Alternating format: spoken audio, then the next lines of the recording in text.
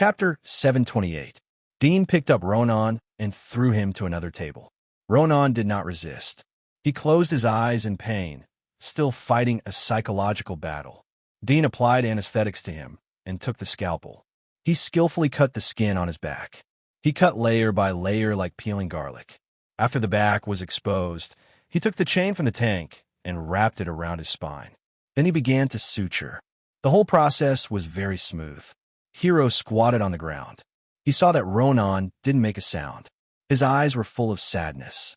He couldn't help but sob like a wronged child. Dean wiped his hands after the operation was finished.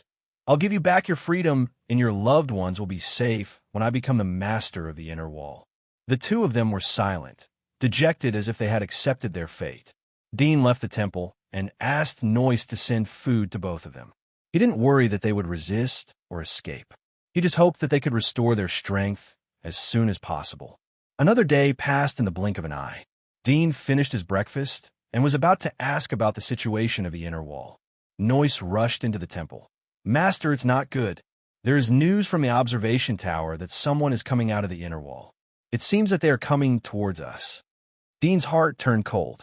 The observation tower he built could transmit the situation of the wall in real time. Each tower was equipped with the latest 10x telescope. The hunters on the observation tower had a visual range of about 5,000 meters. Although 5,000 meters couldn't be compared with the distance between the Psi Wall and Utopia Mountain. However, there weren't only one observation tower, but more than a dozen of them. It was like the beacon tower in ancient China. The observation tower would make a mark when it saw the enemy. The second observation tower would monitor the first tower and then give the information. Dean could synchronize the latest information. Since Noyce came to report to him, it meant that the people from the inner wall had passed through the Psi Wall. "What is the specific information?" Dean asked. More than a month had passed. He was worried that the inner wall would react and launch a large-scale attack. "According to the news, there are 12 people riding 2 giant eagles," Noyce said concisely. Dean's face changed. 12 people? Were there 12 pioneers? "Get ready immediately. Activate the first-level defense plan." Dean quickly made a decision. He was not only worried about the possibility of 12 pioneers, but also that if this possibility was true, it meant that there was a strong inner Baron-level leader among the 12 pioneers, which was the biggest threat. "Yes." Noyce immediately turned and ran. Dean estimated the flying speed of the eagle. He knew that they only had 3 minutes to prepare. He rushed out of the temple and went to the side hall. He took out some bottles of medicine from the cabinet. 2 of them were powder. He poured the powder on Hero and Ronan, who were leaning against the chariot. Both of them were inexplicable, but soon recognized that the powder was used to cover up the smell. Hero asked, "Did someone from the inner wall come?" Dudian replied, "There are more than a dozen of them, riding giant eagles. They should be people from the military." Hero and Ronan were startled. They looked at each other with a complicated expression. Dean took 2 masks from the side and threw them to both of them. "You have to help me in the fight. If it doesn't work, then we can only escape back to the temple. There is a secret passage under the temple that leads to the bottom of the mountain. I will give you a hand gesture, and you will rush back to the temple with me." Both of them looked at each other, but didn't make a sound. They took the headgear in their hands and slowly put it on their heads. Dean took out another bottle from the cabinet and poured out 3 purple pills. He swallowed one and threw the other 2 to Hero and Ronan. "This is the antidote." Both of them saw Dean eat it, so they didn't doubt him. Anyway, Dean could easily kill them, so they also ate it. But in their hearts, they realized that Dean would probably use poison in the next battle. Sinister boy. Both of them thought, but didn't show any change in their expressions. "They are coming." Dean looked up at the sky and quickly rushed out of the side hall. Hero and Ronan followed Dean's line of sight. After a moment, they saw 2 huge shadows flying over from the horizon. Both of them were shocked. Their perception was 1 step slower than Dean's. They were at the peak of the outer wilderness. Although they weren't good at perception, they weren't inferior to the average perception-type pioneers. Thinking of this, both of them looked at the thin back of the youth standing at the door and felt a chill. This youth was more terrible than they had imagined. He didn't only know how to use tricks. Both of them didn't know that Dean didn't sense the arrival of the enemies. He calculated the time of the giant eagle's flight, and they were almost there.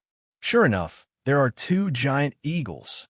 Dean squinted his eyes when he saw the two huge black spots in the sky. He knew that the information was right. There were 12 people standing on the eagles, and they were probably pioneers. 12 pioneers were dispatched to kill him at the same time. What a big move. Even the Dragon Clan's fortress in the wasteland only had 7 or 8 pioneers guarding it all year round. Dean's eyes were cold and full of killing intent. He clenched his fists. He didn't expect the battle to come so soon. Moreover, it was like a thunderbolt, leaving no room for negotiation. As they got closer, Dean gradually saw the figures on the back of the giant eagles.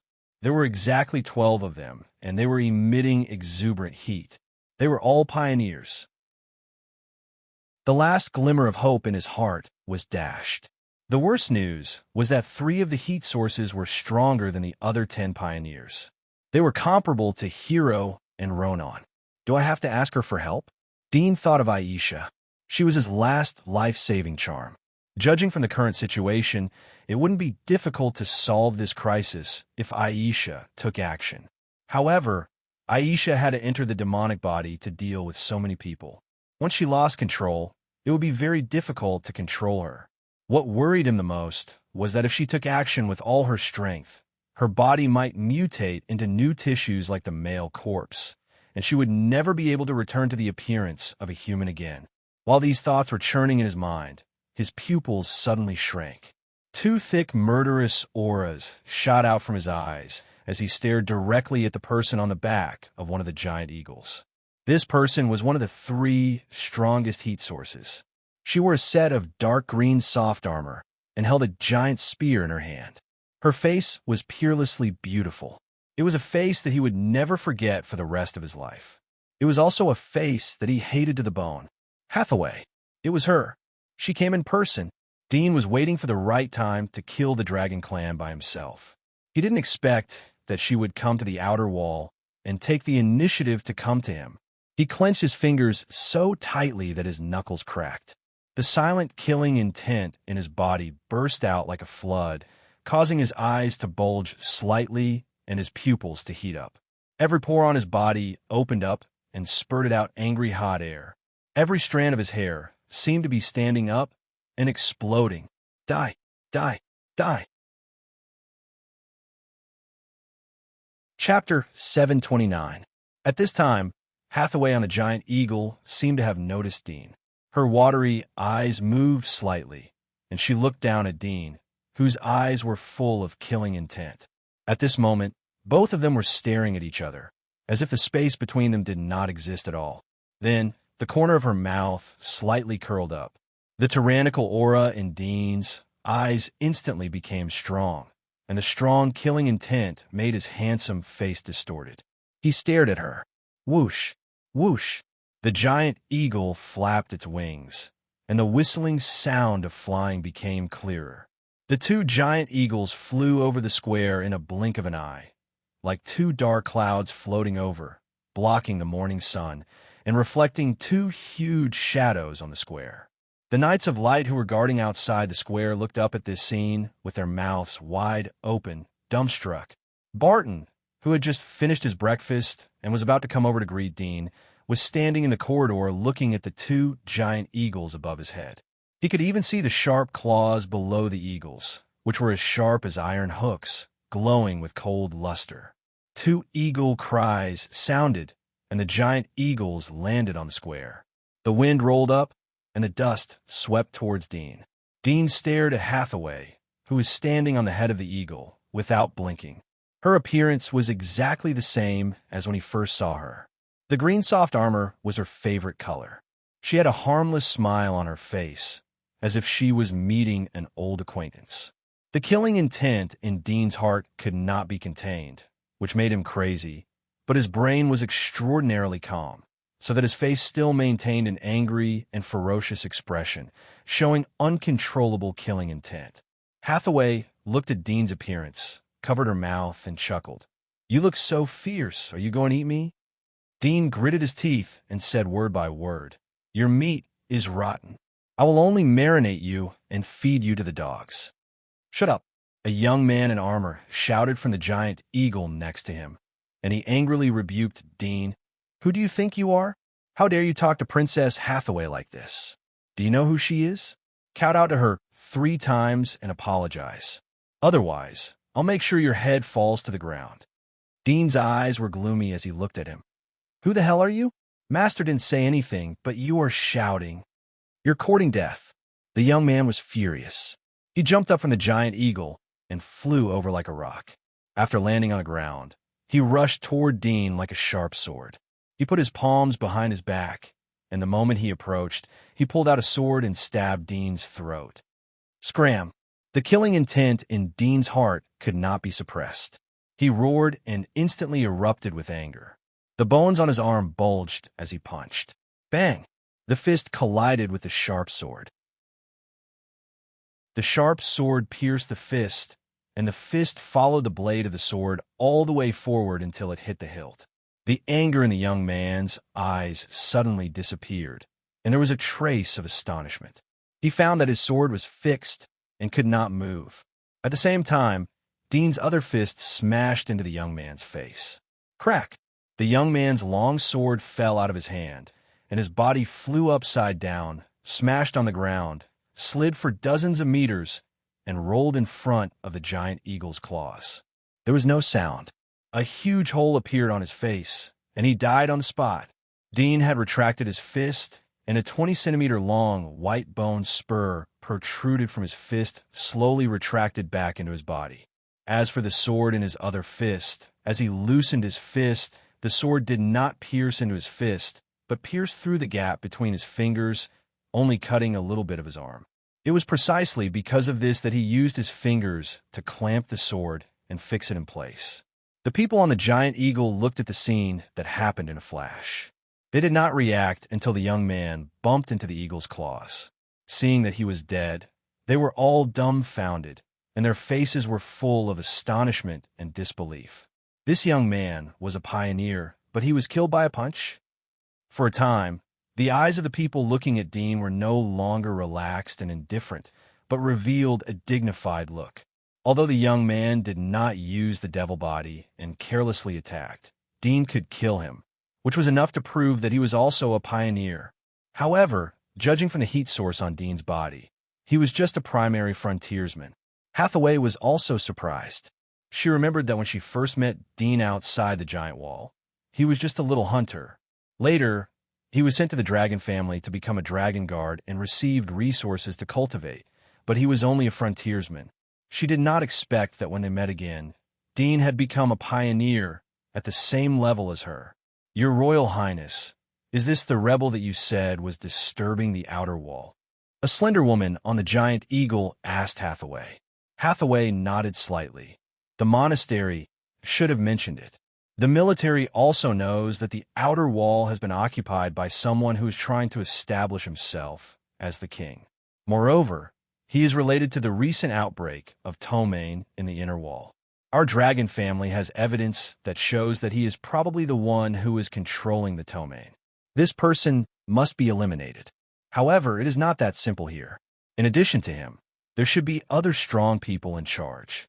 Everyone be careful and don't underestimate the enemy. Yes, I heard that our military has sent 2 gods of war, but they haven't returned to the inner wall yet. It is estimated that they are in a bad situation. Everyone should be careful. Another burly middle-aged man said in a deep voice. There was a special cross pattern on his armor. It was the symbol of the military's armor.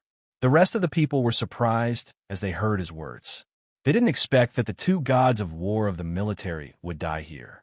They suddenly understood why Hathaway would invite so many pioneers to come to such a barren place like the outer wall. In addition to him, I can't feel other strong people. It should be someone who is good at hiding. A youth with burn marks on his face said. His eyes were purple and flashing with strange light. Hathaway looked around, and her eyes suddenly fell on the temple. She looked at Dean. My sister is there. I can feel it. Don't let her hide. Dean stared at her coldly, but he was a little surprised in his heart. He didn't expect that she could perceive Aisha's current state, Even a pioneer who is good at perception might not be able to perceive her, just like the previous young man with a burn on his face. If you want to see, then why don't you go in and see? Are you afraid of your sister? Dean stared at her. Chapter 730. If you didn't sneak attack your sister in the wasteland, how could she be hurt by the Corpse King? Dean didn't answer her words, but showed an angry expression and roared. Since you are here today, don't think about leaving. Hathaway frowned as she threw a glance at the shrine subconsciously. She had taken a great risk to come here today. After all, her elder sister was many times more powerful than her. Although she didn't want to admit it, she couldn't change the fact. Therefore, she especially called other pioneers of the corpse exterminating team to join hands to kill her. She believed that without the blood vessel, her sister couldn't enter the demonic body state, and her strength would be greatly reduced. She may not be able to defeat her. Moreover, there were two pioneers at the peak of the outer wasteland. They had a great chance to kill Aisha. However, this plan was good, but it couldn't be sloppy. Aisha hadn't shown up since she appeared, but her feeling would not be wrong. Aisha was in the temple. Was she planning to attack when he least expected it? Hathaway's eyes narrowed. She didn't dare to act rashly.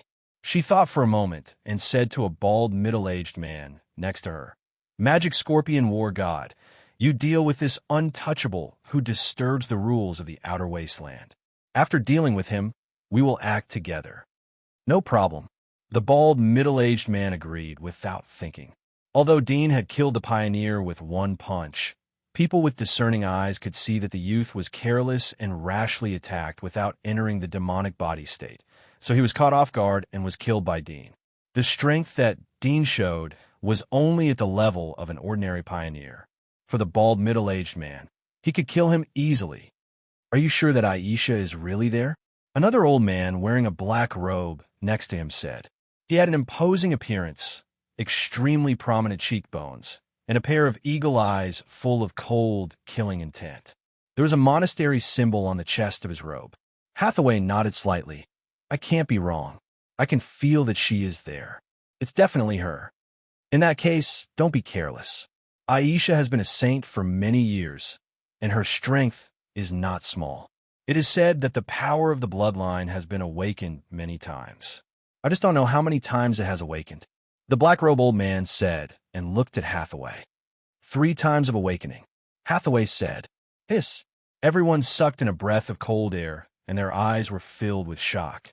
Then they turned serious. "Don't worry, everyone. I've already said that my sister's demon-hunting tool, blood vessel, is in my hands. She can't enter her demonic form, and she hasn't shown herself yet. She probably doesn't have the confidence to fight us head-on." Hathaway encouraged. Everyone looked at each other. Although they knew what Hathaway was thinking, they agreed with her words. "Then let's kill this brat first. Then we'll go and open that damn shrine." "That's right. Let's get rid of one first." They quickly made a decision. The bald, middle-aged man waved his hand, and 4 people flew out from the back of the giant eagle and landed on the square. Each of them stared at Dean with an unfriendly face. The swords and knives that they carried on their bodies quickly softened and covered their bodies like a living mucus. One by one, they entered the demonic body state. They didn't have the slightest carelessness and didn't give Dean the slightest chance to escape. They were all pioneers, but 4 against 1 was more than enough to crush them. At this moment, an eagle cry sounded from the back of the mountain. The bald, middle-aged man looked up, and his face changed slightly. Is this the sound of the dragon, eagle? He suddenly thought of something, and his face changed. He glared at Dean and said, "Did Hero and Ronan come here? Where are they?" Dean ignored his angry shout, turned around, and rushed back into the temple. "Want to escape?" The 4 pioneers saw Dean's action, and they sneered and chased him one by one. Dozens of meters flew over quickly, and the 4 of them broke into the temple, hitting the door and making a rumbling sound. But the next moment, a scream came from inside the temple. Hathaway and the bald, middle-aged man, who were standing on the back of the giant eagle, heard the scream. Their eyelids twitched, and they felt something was wrong. Just at this moment, 3 black shadows flew out from the palace and fell on the square. At the same time, a clang of metal rang out, as if something had broken free from its shackles, and the screams became even more mournful as they rushed out from the palace. 2 ferocious, human-shaped monsters jumped out first. One of them was strangling a pioneer's neck. This pioneer looked like an insect. He was petite and less than 1.5 in height. However, his body was covered with tiny arthropods, each of which had a barb. At this moment, these arthropods were forcefully slapping the human-shaped monster who was strangling him. However, the human-shaped monster's arms were covered with extremely smooth scales and sharp claws. The claws pierced through the cuticle of the pioneer's neck, causing dark red blood to ooze out. Clang! The sound of chains came from the back of the 2 humanoid monsters. 2 black chains were connected to their backs, and when they rushed out of the temple, the chains were stretched taut. With a clang, a ferocious-looking chariot rushed out of the temple, and the metal wheels rolled over the threshold, rushing out of the temple as if it was flying. In the chariot, Dean pressed his palm on the metal platform, looking coldly at Hathaway and the others. When the chariot rushed out of the temple, Hathaway and the others were stunned. This scene was too shocking. The 2 humanoid monsters were clearly the pioneers who had revealed their appearances, but it was inconceivable that the 2 pioneers had become slaves to pull the chariot. Kill! Dean roared angrily, driving the chariot, and urged Hero and Ronan to kill. Hero and Ronan had already entered the demon state. They were like 2 ferocious beasts, and their bodies were completely demonized. Only their heads were still the same, but they were wearing black hoods, so their faces could not be seen clearly. It was extremely strange. Hearing Dean's roar, the 2 of them roared in grief and indignation, and they rushed out like crazy. The chains on their backs were pulled taut, and they drove the chariot forward at a high speed, pouncing on the 3 pioneers in front of them. The pioneer that Hero was strangling didn't have time to break free from Hero's claws, and his neck was pierced by Hero's sharp claws. He died on the spot. They are. The bald, middle-aged man stared blankly at the 2 humanoid monsters that were pulling the chariot. The ferocious demons reminded him of the 2 people, and he heard the dragon eagle's mournful cry. Could they be Hero and Ronan? He looked at the scene in disbelief. Whoosh!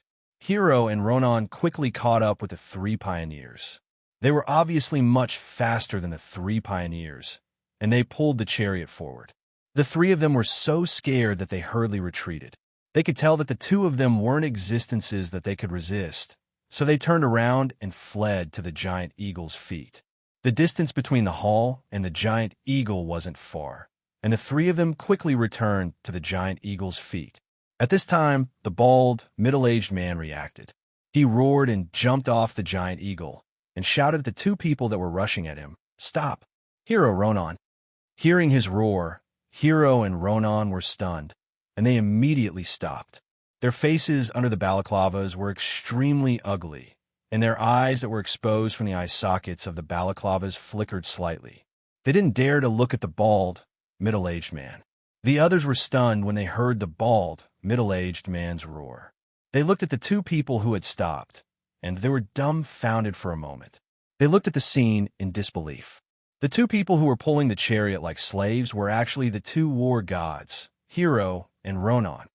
The black-robed old man was shocked, but he quickly thought of something, and his expression changed slightly. He said to Hathaway, "The magic scorpion war god alone can't deal with them. I'll go and help. Please help us look over there." Hathaway knew what he was referring to, and she also had the same idea. At the same time, she was more convinced of her feeling. She slightly narrowed her eyes as she looked at the temple in the distance. It turned out that the 2 war gods were working for her. No wonder they were hiding in the dark. "Why are you stopping? Kill!" Dean roared. Hero and Ronan were hesitant. They seemed to be advancing and retreating. The chains on their backs clanked. Dean was so angry that he slapped the weak current switch on the metal platform. Immediately, a burst of current passed through the chain and directly passed to Hero and Ronan's back. The current spread to their whole body, and the stinging pain made them scream in pain. Dean immediately stopped. He didn't want them to lose their combat effectiveness as they were still fighting. Kill! He roared again. Hero and Ronan stopped trembling and hesitated as they heard Dean's words. The next moment, they roared and rushed out. What did you do to them? The bald middle-aged man was furious as he saw the two rushing towards him again. Their eyes were full of despair and sadness. He knew that it was Dean's trick. He clenched his fists and roared into the sky. The sword on his back melted and covered his whole body. In the blink of an eye, he turned into a huge scorpion with a height of 3 meters. There was a sharp stinger on his tail. His hands turned into pincers, and a thick human-shaped arm grew out of his back. It was holding a sword. The shape of the sword was the same as the previous one. Go to hell! He roared, stamped his feet, jumped high, and rushed toward Dean. Dudian's eyes flashed as he saw that Hero and Ronan didn't stop the chariot. He tapped on a mechanism on the metal platform. A series of chain sounds echoed as several chains ejected from the bottom of the chariot. 4 iron pillars were erected on the 4 corners of the chariot. The ejected chains wrapped around the pillars and formed a cage around the chariot. You want to stop me like this? Go to hell. The scorpion god roared in anger as his pincers smashed the chains outside the chariot. The chains were pulled out of the drawer by the pressure. Dean dodged to the side to avoid the pincers. At the same time, 2 heart-wrenching cries sounded out. Hearing these cries, the demon scorpion army god could not help but look back, and he immediately saw the scene with bloodshot eyes. Hero and Ronan were dragged back by the chains, and a large amount of blood leaked out of their backs. They were in immense pain. He noticed that the chains he had pressed down on were related to the chains on their bodies. Pulling the chains around the chariot was equivalent to pulling the chains on their backs. Whoosh! He immediately retracted the pincers and stepped on the side of the chariot to pull away from the chariot. Hero and Ronan had retreated to the side of the chariot. They were rolling on the ground as they screamed in pain. It was as if their hearts were being pulled out of their lungs. Hathaway and the rest of the people on the Eagle saw that the 2 war gods were restrained by the chains. It was difficult to turn over and fight. Everyone felt a chill from the bottom of their hearts as they saw them rolling on the ground. It was hard to imagine what kind of life they had encountered here. Why didn't you continue? Dean coldly looked at the bald, middle-aged man. Scorpion Army God? It seems that you have a good relationship with your 2 old friends. You love them so much. You. The Scorpion God was so angry that his eyes turned red. But he didn't dare to attack as he saw the chains around Dean's chariot and Hero and Ronan, who were still screaming in pain on the ground. Dean looked at the 2 who were screaming on the ground. I told you not to play tricks. You have promised to fight for me, so you should keep your promise. Otherwise, you will suffer. You will die a horrible death. The Scorpion God looked at Dean's arrogant face. The anger disappeared from his face as he looked at Dean. Dean looked at him and said to Hero and Ronan, Get up and attack. You. Killing intent flashed in the Scorpion God's eyes. He rushed out, but he didn't rush towards Dean. Instead, he rushed towards Hero and Ronan. All of this happened very quickly. In the blink of an eye, he appeared in front of the 2 of them. The arm on his back waved the saber and slashed down fiercely. With 2 clanging sounds, the ground cracked. His saber slashed at the chains on Hero and Ronan's backs, and sparks flew. However, the chains were like dead snakes. They shook a few times, but didn't break. Stupid. Dean looked at Hero and Ronan. Such a good opportunity. Why don't you make a move? Scorpion didn't expect that his hunting tool wouldn't be able to cut the chain. He roared in anger. I'll peel your skin. Whoosh, whoosh. 2 sharp whistles suddenly rang out. The Scorpion God's pupil shrank as he heard the sounds. He turned around and saw 2 shadows rushing towards him. It was Hero and Ronan. The Scorpion God was aghast as he retreated in a hurry, but he couldn't dodge in time. Hero's thorn scratched his chest. At the same time, when Ronan's attack missed, he twisted his body, and his tail lashed out like a snake whip. The Scorpion God helplessly looked at the scaly tail. He couldn't avoid it. Chapter 731. 2 military gods, please stop. The black-robed old man held his sword horizontally in front of the demon scorpion war god to protect him. He quickly said to Hero and Ronan, who were preparing to attack, "I know your difficulties. Please trust us. We will definitely save you." Hero and Ronan paused for a moment. They felt that Dean's hand was on the mechanism. They roared again and rushed towards the black-robed old man. Seeing this, the sword in the black-robed old man's hand quickly melted and covered his whole body. In an instant, he turned into a humanoid lizard-like monster. His whole body had many twisted limbs, and his neatly combed hair was wrapped in a dark cyan cuticle. He looked ferocious, somewhat similar to the shadow hunter that Dean had seen. A sharp sword protruded out of his palm as he blocked Hero's claws. Two military gods. So many of us have come together to quell the war in the outer wall. Don't fight for this kid. Don't let your reputation be tarnished. Sorrow appeared in Hero and Ronan's eyes. How could he know what they had been through? The word reputation had long been erased from their hearts. Compared to the hellish experience in the dungeon, honor and reputation were as insignificant as bubbles. Roar! Hero roared in anger and waved his claw again. The black-robed old man brandished the sharp sword in his hand. His body moved swiftly and nimbly as he dodged the two's attacks. It seemed like he was losing ground, but he did it with ease. While parrying, he continued to persuade. "Two war gods, please stop.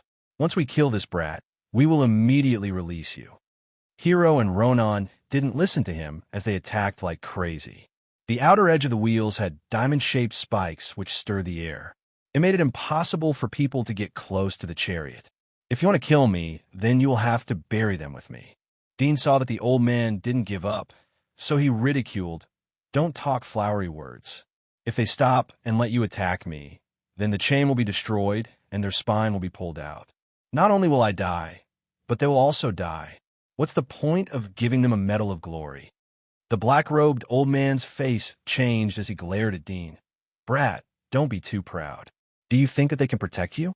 Then come and try." Dean deliberately provoked the black-robed old man. The black-robed old man was so angry that his face turned cold. At this time, Hero's sharp tail swung out and almost cut his neck while he was distracted. He was so scared that his face turned green and white. He jumped back and shouted, "Two military gods. Do you really want to sell your lives for this lowly person?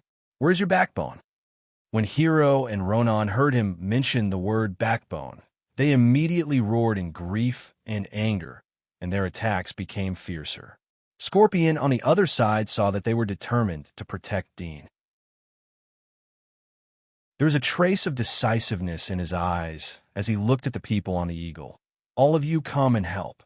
Kill this pariah. I will hold them back." The people on the giant eagle looked at each other and jumped down. They didn't dare to disobey the order of the magic scorpion god. Remember not to attack the chain. The magic scorpion god reminded the people behind him as he rushed toward Hero. The people knew this without him saying. After all, the chain was related to the lives of the two military gods. If they attacked the chain and caused the two military gods to lose their lives, it was hard to say whether the military would blame them or not. Fortunately, the chain was not dense. The gap in the middle was big enough to find an angle to attack Dean. Dean's face turned gloomy when he saw the 7 pioneers surrounding him. He activated his demonic body without saying a word.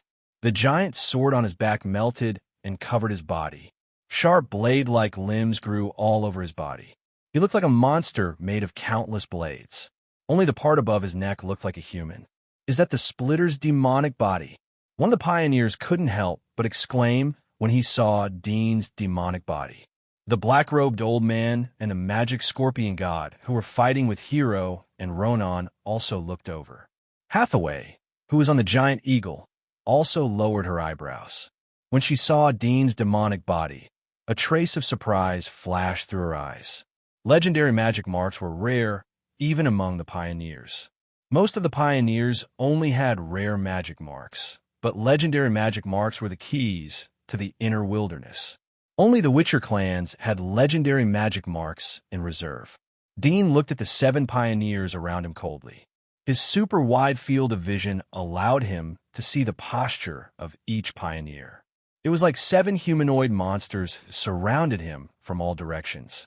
If ordinary people saw this scene, they would think that they had come to hell. Kill. One of the pioneers with a burly figure reacted first. His eyes were fierce as he roared and took the lead. His demonic body was a humanoid hedgehog-like monster. Countless small spikes protruded from his back. There were also 4 or 5 spikes as thick as ivory on his chest. Whether it was his back or chest, no one could attack him. His hand was covered with fur, and he slapped it like a lion's paw. Dean's eyes were cold. His sickle-like arm chopped down. Puff! The blade of his arm cut his wrist. Blood gushed out. His rough and hairy palm was immediately cut off without any obstruction. The burly man screamed and retracted his arm. He looked at Dean angrily. His magic marks weren't good at attacking in such a gap. They were biased towards defense. If he was in the chariot, he wouldn't be afraid of the other 6 pioneers attacking him. However, taking the initiative to attack was his weakness. He didn't expect that he would be so heavily injured. Seeing this, the others immediately retracted their claws and strange limbs. Although there were few pioneers who were Splitter, they had a deep impact on Splitter. Splitter was the most terrifying monster among the legendary monsters, especially in group battles. Their hearts skipped a beat as they looked at Dudian's demonic body. It was like using their own body to attack a monster with sharp blades. Use weapons. Another woman with a strange, colorful pattern on her face shouted. She quickly waved a black whip through the gap of the chain. Dean swung his 2 limbs to clamp the whip. With a stroke of his arm, the chain was broken. Get out of the way. Let me do it. Another pioneer roared and rushed to the side of the chariot. A strong wind was ejected from a protruding bone on his shoulder and shot into the chariot. Seeing the shape of his demonic body, Dean guessed that he was most likely good at using poison. He immediately held his breath. However, although he held his breath, he still felt dizzy because of the strong wind. The 7 pioneers in front of him instantly turned into 14, and then into 28. More and more pioneers seemed to be circling around him. He shook his head. At this time, a whistling sound came from the side. When he turned his head, he felt a pain in his waist. He was pierced by a sharp weapon. He immediately raised his hand and slapped it. With a crack, the sharp-blade palm cut off the weapon. He looked down and saw a broken spear in his waist. Go! Seeing that Dean was poisoned, the other pioneers immediately swarmed up. Dean's body shook slightly. He tried to open his eyes, and the double shadows in his eyes barely disappeared. He knew that he couldn't fight here for a long time. Although the chariot could protect him, it also hindered him. If they were in a square, he wouldn't be afraid to face these 7 pioneers. Although they had different tricks and magic marks, he had the ultimate attack magic marks, which was enough to kill them one by one when they form a formation. Hero, Ronan. He waved his blade-like limbs to protect himself and shouted at the same time. Hero and Ronan, who were fighting fiercely, couldn't help but look back. They saw Dean raise an arm. They had seen this gesture before. It was the retreat gesture they had planned. The 2 noticed the broken spear in Dean's waist and saw the 7 pioneers swarming up around the chariot. They immediately knew that Dean couldn't fight alone. Chapter 732. Stop him! The demon scorpion warlord who was fighting with Hero immediately shouted at the 7 people surrounding the chariot. The 7 of them were shocked. Only then did they notice that the fierce battle between him and Hero had stopped without any hesitation or hesitation. This could only mean that their previous fierce battle was just for show, and they did not really use their full strength. Moreover, the injuries on their bodies were only minor. Although it seemed fierce, there were no fatal injuries. Stop him! The 7 people immediately reacted and surrounded Dean. Dean's eyes narrowed when he heard Hero's roar. The next moment, his face was full of anger. He raised his hand and hit the mechanism. Traitor, go to hell. The mechanism fell. Hero's body twitched and fell to the ground. His body was stiff and trembling like a dead fish. Ronan on the other chain wasn't electrocuted. There were several mechanisms to control the chain. Some were integrated mechanisms, and some were separate mechanisms. Dean only hit the mechanism to punish Hero. Ronan was stunned when he saw that he wasn't electrocuted. He was secretly relieved. At this time, he saw the demon scorpion warlord wanted to support Hero, so he hurriedly said, "Don't touch him." The demon scorpion warlord immediately stopped and looked at him in surprise. At the same time, Dean jumped out of the chariot like a nimble fish. He abandoned the chariot and flew towards the temple. Hathaway, who was standing on the giant eagle, frowned when she saw this scene. She wanted to stop her, but she had scruples about the pitch-black temple.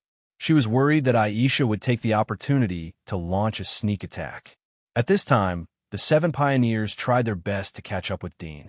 They roared angrily, but their speed was much lower than Dean's. Only 2 of them could barely keep up with Dean's speed. However, they were late and lagged behind. It was difficult for them to catch up. "You're courting death." Dean, who was flying at a high speed, suddenly stopped. It caught them off guard. At the same time, his strange blade-like limbs spread out like a peacock's tail.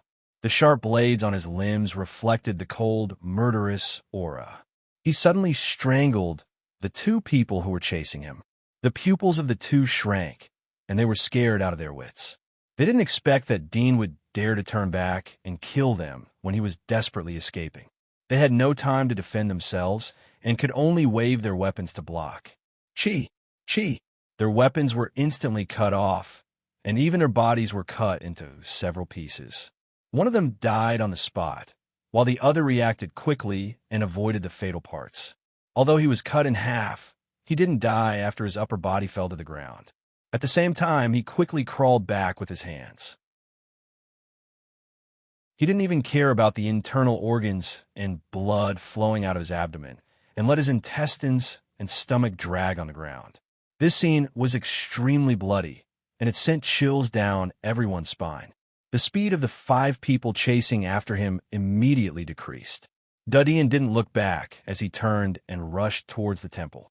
In the blink of an eye, the distance between the 2 sides was pulled apart. The 5 people saw that they couldn't catch up. They slowly stopped in front of the temple. They didn't dare to approach easily. After all, Haley had said that the former dragon Saint Aisha was in the temple. If she made a move, then the 5 of them would be killed instantly. Scorpion God and the black-robed old man sighed as they saw that they missed the opportunity. "Your Highness Hathaway, we can't let them run away. Let's go in together." Scorpion God knew that the time couldn't be delayed. He looked up and said to Hathaway. He was ready to attack. Since Aisha didn't have a magic hunting tool, then he believed that they were enough to trap her. "All right," Hathaway nodded.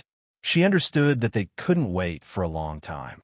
If she let her sister run away, then it would be difficult to catch her again. She wouldn't feel at ease if she couldn't get rid of her in time. She knew better than anyone else how terrifying her sister's talent was. If she was given time to grow, then she wouldn't be able to guarantee that she wouldn't face a crisis in the future. Ronan looked at Dudian, who was standing in front of the gate of the temple.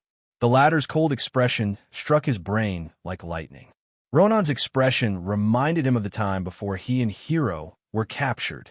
Although he fainted at that time and didn't have time to react or see the situation clearly, but he knew that he was injured when he and Hero rushed out of the temple. Afterwards, he was puzzled in the dungeon until he was chained to the chariot by Dudian. He was stimulated by the chains. Only then did he realize that the mysterious attack was exactly the same. "Don't go!" He looked at the scorpion god who was moving forward. He cried out, "There's a trap inside. Don't go in." Scorpion god and the black-robed old man were startled as they stared at him. "Trap? Are you sure?" The black-robed old man was the first to ask. Ronan's face was pale. "I'm sure. Hero and I were injured like that. Don't go in there." Scorpion god frowned, but Hero said that there's a passage inside. He's going to escape from there. That's a lie. Ronan was fully awake. He understood Dudian's plan.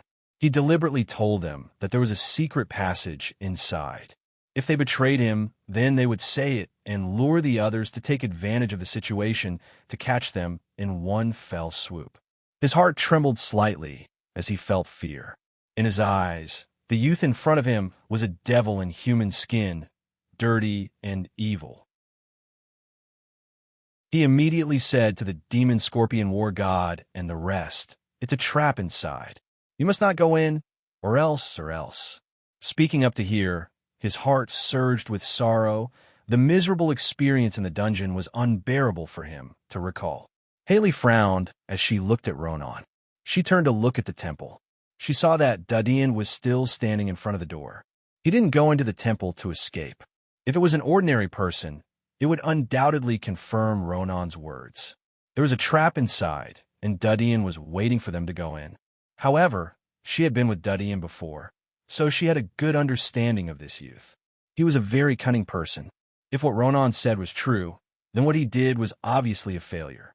Thinking of this, she was bewildered. Suddenly, she caught a glimpse of Hero, who was twitching on the ground. Her pupils shrank, and she turned to look at Ronan. Her eyes emitted a cold, murderous aura. "He is injured. How come you're fine?" As soon as she said that, the hesitating magic scorpion god, the black-robed old man, and the other 5 pioneers were stunned. They immediately reacted and looked at Ronan with doubt in their eyes. They were all chained up, and Hero was already convulsing and unconscious. He was even drooling, and he definitely wasn't faking it. However, Ronan was fine, and he was still able to talk to them and tell them this information. Could it be that he was completely loyal to Dadian, and he deliberately stayed here to delay them? Ronan was also stunned when he heard Haley's words. The next moment, it was as if cold water was poured on his head. His body trembled slightly, and he looked up at the magic scorpion god, Haley, and the others. Everyone's eyes were filled with doubt and doubt. He opened his mouth slightly, but he felt that his mouth was dry and bitter. He suddenly understood why Dadian didn't attack him, but only Hero. He thought that Dadian didn't realize that he also had the intention to rebel, so he only punished Hero. However, he now knew that he was too naive. This little devil's mercy was no different from pushing him into the abyss. All the truth that he said became empty. If deliberately telling them that there was a secret escape route in the temple was the first step to prevent them from rebelling, then only punishing Hero was the second step to prevent them from rebelling. These two preparations made him and Hero unable to resist. Even their resistance would be used by Dadian, and they would become Dadian's accomplices.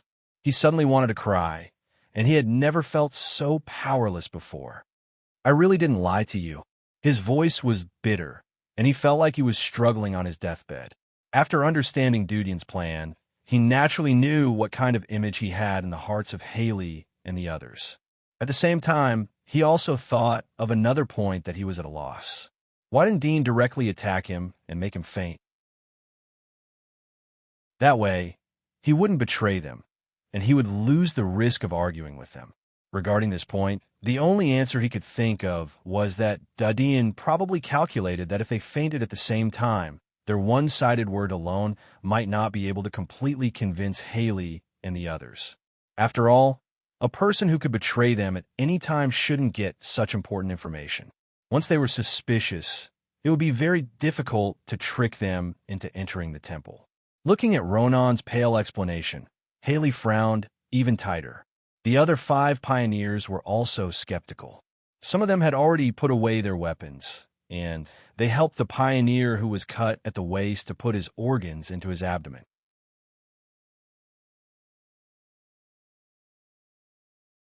Chapter 733. Hathaway, Magic Scorpion, and others turned to look at the same time. They saw Dean was still standing at the entrance of the temple, but he stretched out his arm and pointed to the sky. Above, Hathaway and others were startled as they looked up at the sky. White clouds floated over, and the sun shined on the clouds. It was extremely auspicious. In addition to that, there was nothing. Everyone was puzzled. Boom! Suddenly, there was a loud bang, and an explosion occurred without any warning. The source of the explosion wasn't somewhere else, but the square under Hathaway and others' feet. The explosion was too sudden, and everyone was caught off guard. They were also distracted looking at the sky, so the moment the square exploded, everyone was affected by the explosion. In an instant, The broken stone slabs flew everywhere, and the sharp blades shot out in all directions. The ground rumbled, and huge sparks and dust rose up. Several black shadows were blasted out from the sparks and dust, falling on the square at the outer edge. Some of them had their legs blown off, leaving only their upper bodies on the ground, screaming in pain. Some of them had their arms blown off and half of their faces disfigured. All of them were in different states of misery. Dean stretched out his hand to block the splashing stones and dust in front of his eyes. He had secretly buried a large number of explosives onto the square. The previous gesture wasn't just to distract Hathaway and others, but also to inform Noyce to detonate the explosives. After all, he had used gunpowder on the sign wall. How could he not leave such a big weapon in his lair? Through the gap between his fingers, he saw the huge sparks and dust shrouded by the explosion. There were several heat sources that were still standing firm. He immediately retracted his eyes and ran into the temple. He had estimated the amount of gunpowder onto the square. It was almost impossible to kill Hathaway and others. It wasn't just a matter of quantity. Unless he hollowed out the whole mountain and buried the explosives to form a complete gunpowder mountain. But in that case, he would be buried together with them. After all, at present, he could only produce black gunpowder. It wasn't packaged as a military bomb. The explosive power was relatively scattered, so it was difficult to play a destructive role. In a situation where time was tight and he couldn't tell when the enemy would attack, he could only make such a trap. Although it couldn't kill the enemy, but it was enough to lure the enemy. At the same time, Dean turned and rushed into the temple.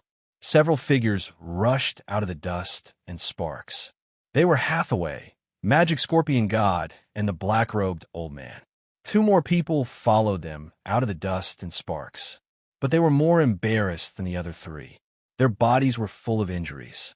One of them had his calf blown off and was relying on his demonic limbs to support himself. On the other hand, Hathaway, the demon scorpion war god, and the black-robed elder had all entered their demon forms. They only had light burns on their bodies, especially Hathaway, who had entered the demon dragon's demon form. Her body still maintained a half-human appearance. The black dragon wings on her back were huge, blocking the sunlight and wrapping around her body. Other than the light burns on the surface of her wings, her clothes were undamaged. "Follow me." Hathaway's eyes were cold. She stared at the temple and squeezed 3 words from her teeth. Scorpion War God and the black-robed old man were also angry. Most of the ordinary pioneers were from the military and the monastery. At this moment, almost all of them were seriously injured. Some of them even died on the spot. This made them angry and annoyed. But what made their teeth itch was that Dean's inexplicable posture of pointing at the sky had fooled all of them. If they weren't distracted by looking at the sky, they wouldn't be so slow to react and get injured when the explosion sounded. "Kill!" The Magic Scorpion God roared and rushed together with Hathaway. In addition to anger, they also knew that they were in a dilemma at the moment. If they didn't take advantage of the situation to pursue, they could only choose to retreat. They came here with a total of 12 people, but now more than half of them were lost. The other pioneers were either dead or injured. Only the 3 of them could maintain their peak state. Even if Haisha was in the temple, they could only fight. In fact, they originally planned to rely on the 3 of them to deal with Aisha. The rest of the ordinary pioneers couldn't intervene in such a battle. Blind intervention would only add to the chaos. The black-robed old man followed closely behind Hathaway and the demon scorpion military god. His eyes were cold like a lizard's. Ronan's words from before had more or less left a mark in his heart. Although he was furious, he was still cautious. He lagged behind a little and let Hathaway and the demon scorpion military god test the waters first. In the blink of an eye, the 3 of them rushed into the temple. As soon as they entered the temple, Hathaway stopped. Her pupils shrank as she stared at a slender and quiet figure sitting on the top of the temple. The latter was wearing a thin veil, but the outline of her cheeks was clearly visible. It was her sister, Aisha. The Magic Scorpion God also saw Aisha. His face changed, and his eyes became dignified. The black-robed old man entered the hall and quickly glanced around. He saw that there was no strange reaction. He slowly stopped and walked behind Haley and the magic scorpion army god. He also saw Aisha in the hall. He frowned and was secretly on guard. "You are really here?" Hathaway stared at Aisha and slightly sneered. "The pure and clean saintess actually mingles with a man. It's simply filthy." "Shut up, bitch." Dean, who was standing next to Aisha, was infuriated when he heard her words. This time he was really angry. He could tolerate being insulted with a smile, but he couldn't accept others saying bad things about Aisha. That was a forbidden place in his heart that couldn't be violated. "You pretended to be your sister to seduce me. You flirtatious and seduce men at such a young age. A bitch like you doesn't deserve to mention your sister." Hathaway's expression changed slightly. After all, she was still a young girl who had yet to reach the age of 18. Although she had always been shrewd, this was the first time someone had insulted her in such a manner. Her face quickly darkened as she said, "Lowly commoner, you're already at the end of your rope. Hurry up and beg my sister to protect you." Hee, if she can really protect you. Oh, that's right. She was injured by the undead king in order to protect a lowly commoner like you. "Lowly commoner, you really are a jinx." Her face was full of mockery, and her words were sharp.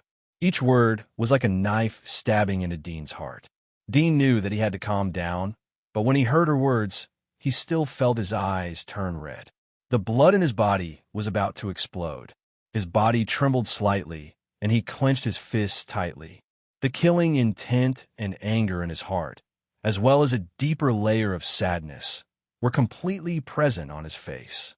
Hathaway's words were sarcastic, but it was the truth. Because of this, he was so angry that he almost lost his mind.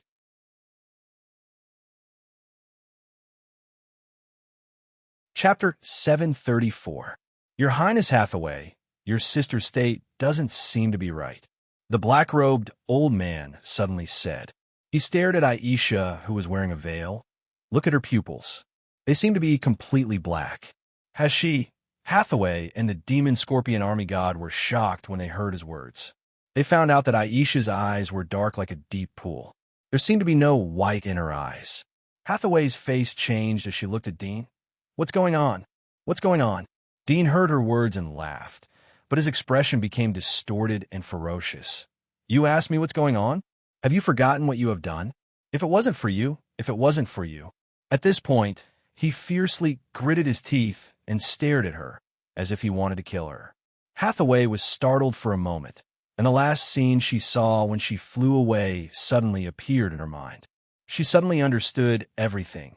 No wonder she felt so strange when she saw her sister again.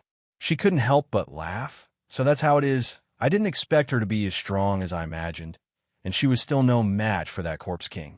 I said, with her personality, even if she hates me, she will at least return to the Dragon Clan. Grandma the Dragon Mother loves her very much. If she goes back, she will definitely make the decision for her. So it's not that she won't go back, it's that she can't go back." The more she talked, the brighter her smile became. She seemed to be more relaxed. She already had the confidence to fight against Aisha without the blood vessel in her hand. Now that Aisha was infected by the Corpse King and lost consciousness, she was even less afraid.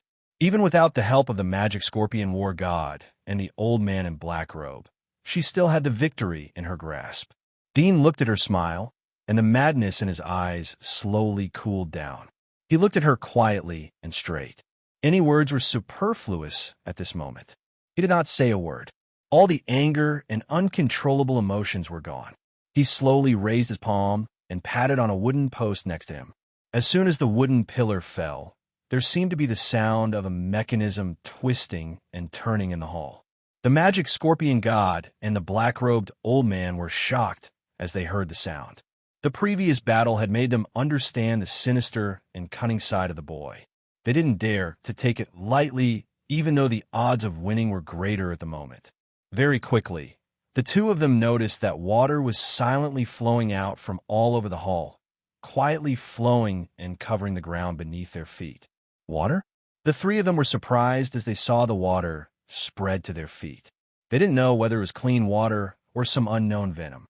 The magic scorpion god and the black-robed old man jumped like a bird and landed on the platform under the two pillars. The height of the platform was exactly the same as the height of Dean, so it wouldn't be submerged by the water. Haley looked at the water flowing closer and closer. She was about to jump to avoid it, but she suddenly thought of the previous battle. Dean had deliberately pointed to the sky to attract their attention, but they were injured by the explosion under their feet. Thinking of this, she originally wanted to jump to avoid the water. She thought that with Dean's cunning character, if the water was a venom trap, then it would be too rash. Even a small hunter would notice the spreading water and have enough time to avoid it. Such a trap had no offensive effect, but it could force others to move to other places. She glanced at the hall and found that in addition to the hall they were standing on, there were 4 platforms under the pillars where the scorpion god and the black-robed old man were standing.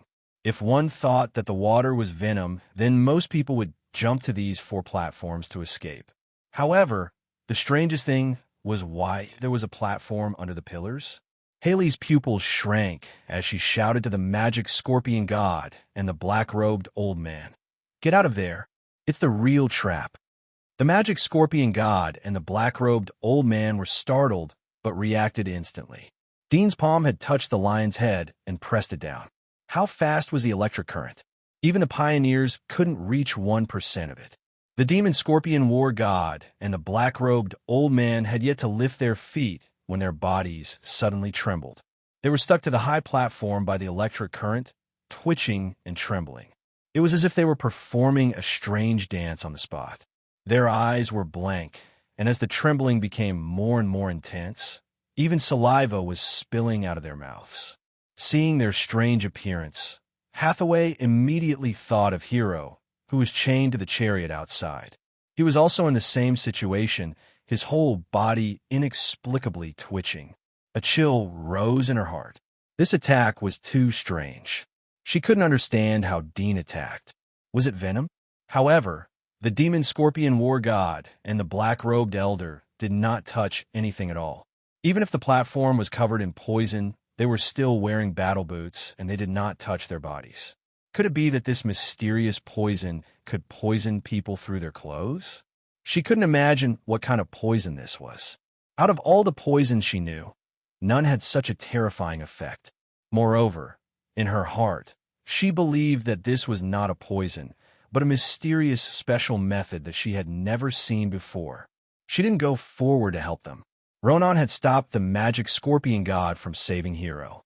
It showed that this strange attack was contagious. "You were smart." Dean looked at Hathaway, who was standing in the same place. His indifferent eyes revealed dense, killing intent and a touch of ferocious color. "But you still have to die." Hathaway had wanted to jump onto the roof of the hall to avoid the water spreading towards her feet, but when she heard the first part of the sentence, she gave up on the idea. When she heard the second part of the sentence, she realized that something was wrong. When she wanted to fly up again, she found that her body was frozen, and her mind instantly went blank. Dean took a small bow from the wall and took out a small arrow from the drawer of the cabinet. It was about 10 centimeters long. It was as thin as a quill.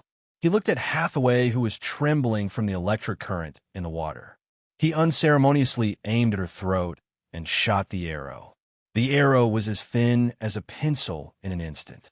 With a poochy sound, the small arrow hit Hathaway's throat, but did not penetrate through. It only embedded 2 or 3 centimeters in, and was blocked by the demonic dragon scale on her neck. Dean knocked the arrow again and aimed at her eye.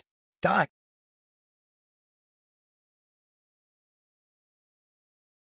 Chapter 735.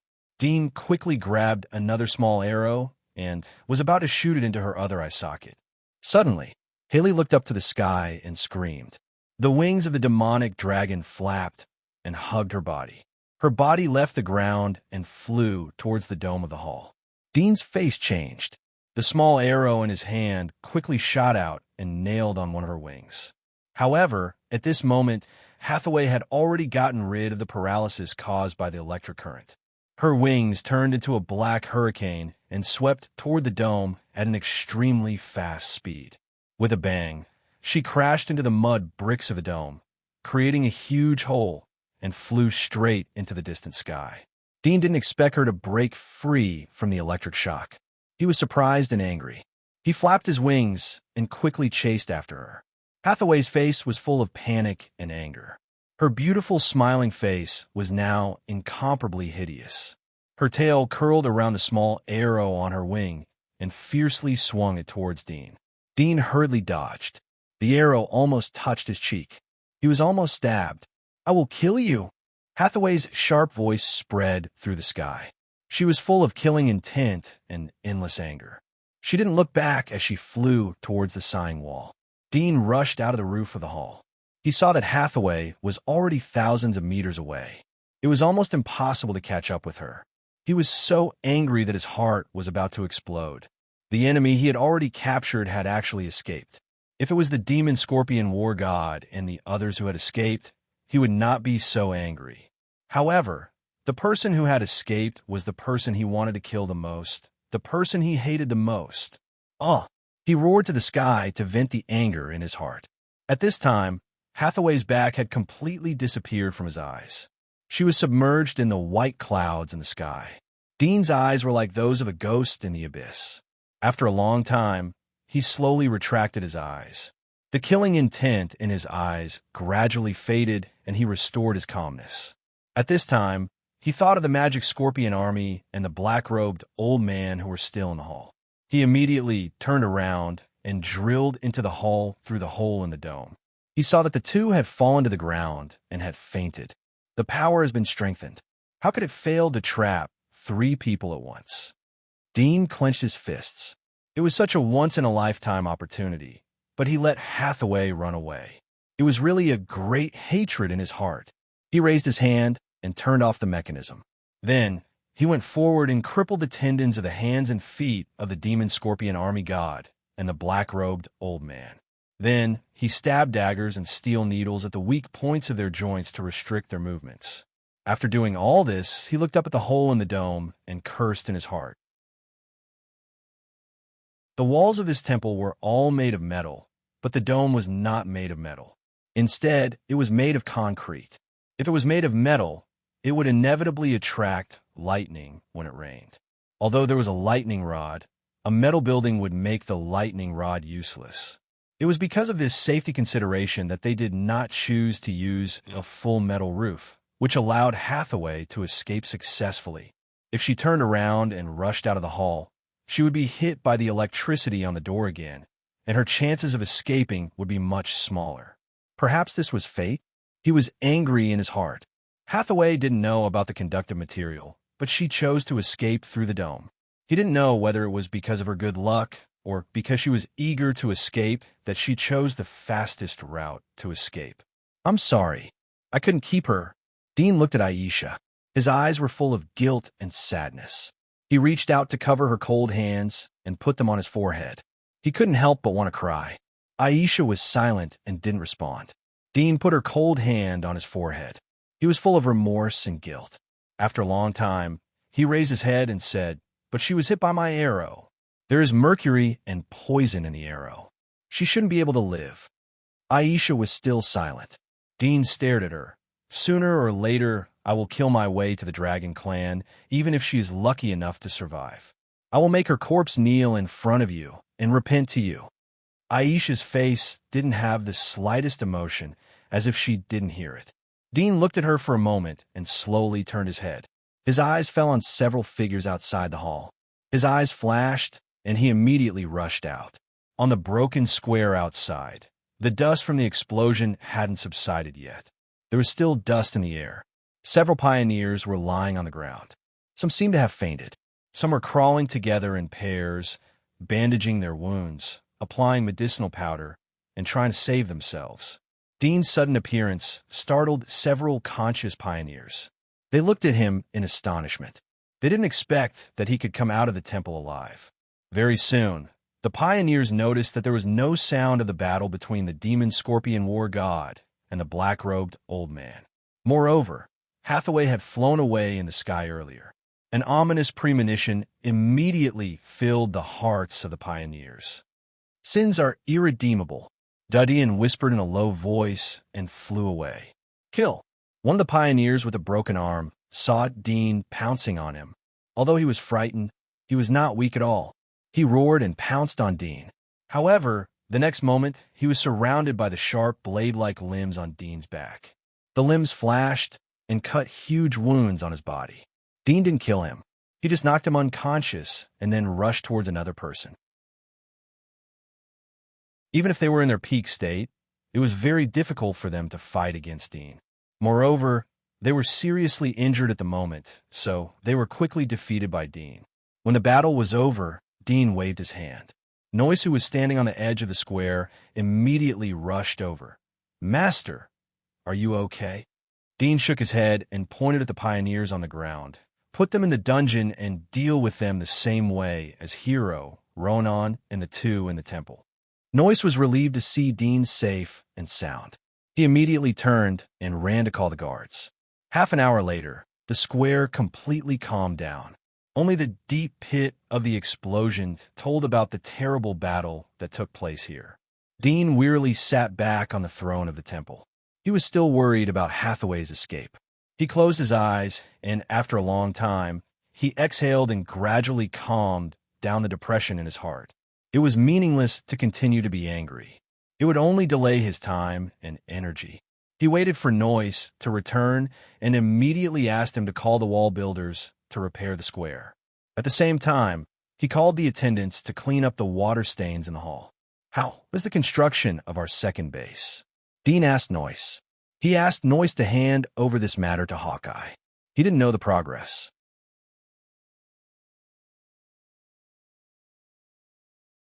Chapter 736. That's good. Dean was a little relieved. Prepare a batch of wall builders to transform Utopia Mountain. Also stop the transportation of flames to the Wall of Sighs. Send them here and be ready for war. If you want to bury the gunpowder, the previous tunnel is already there. We can bury the gunpowder at any time, Noise said.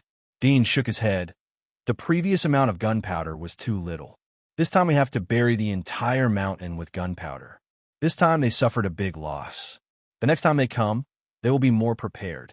Maybe there will be stronger people coming, so we will have to use more gunpowder. Bury the entire mountain with gunpowder?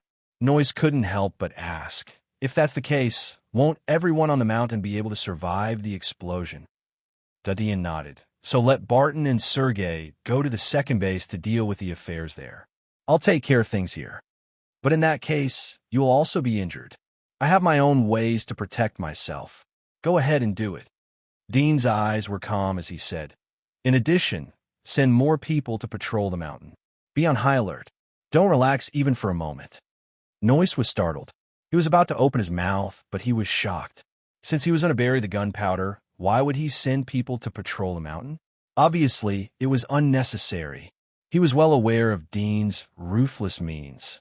He was afraid that the patrols were just a cover. If the enemy really attacked, then most of them would be killed along with the mountain. No one would be spared. He felt a chill in his heart. This was a cruel and ruthless method of killing 1,000 enemies and sacrificing 800 of oneself. But he couldn't say anything to stop it, because today's battle also showed him how difficult Dean's situation was. A little mistake, and he would be killed at this moment. Sergei and his accomplices wouldn't have a good end if Dudian was killed. I know. I'll send people to do it. Noise lowered his head. Dean nodded. Go. Dean waved his hand to let Noise retreat.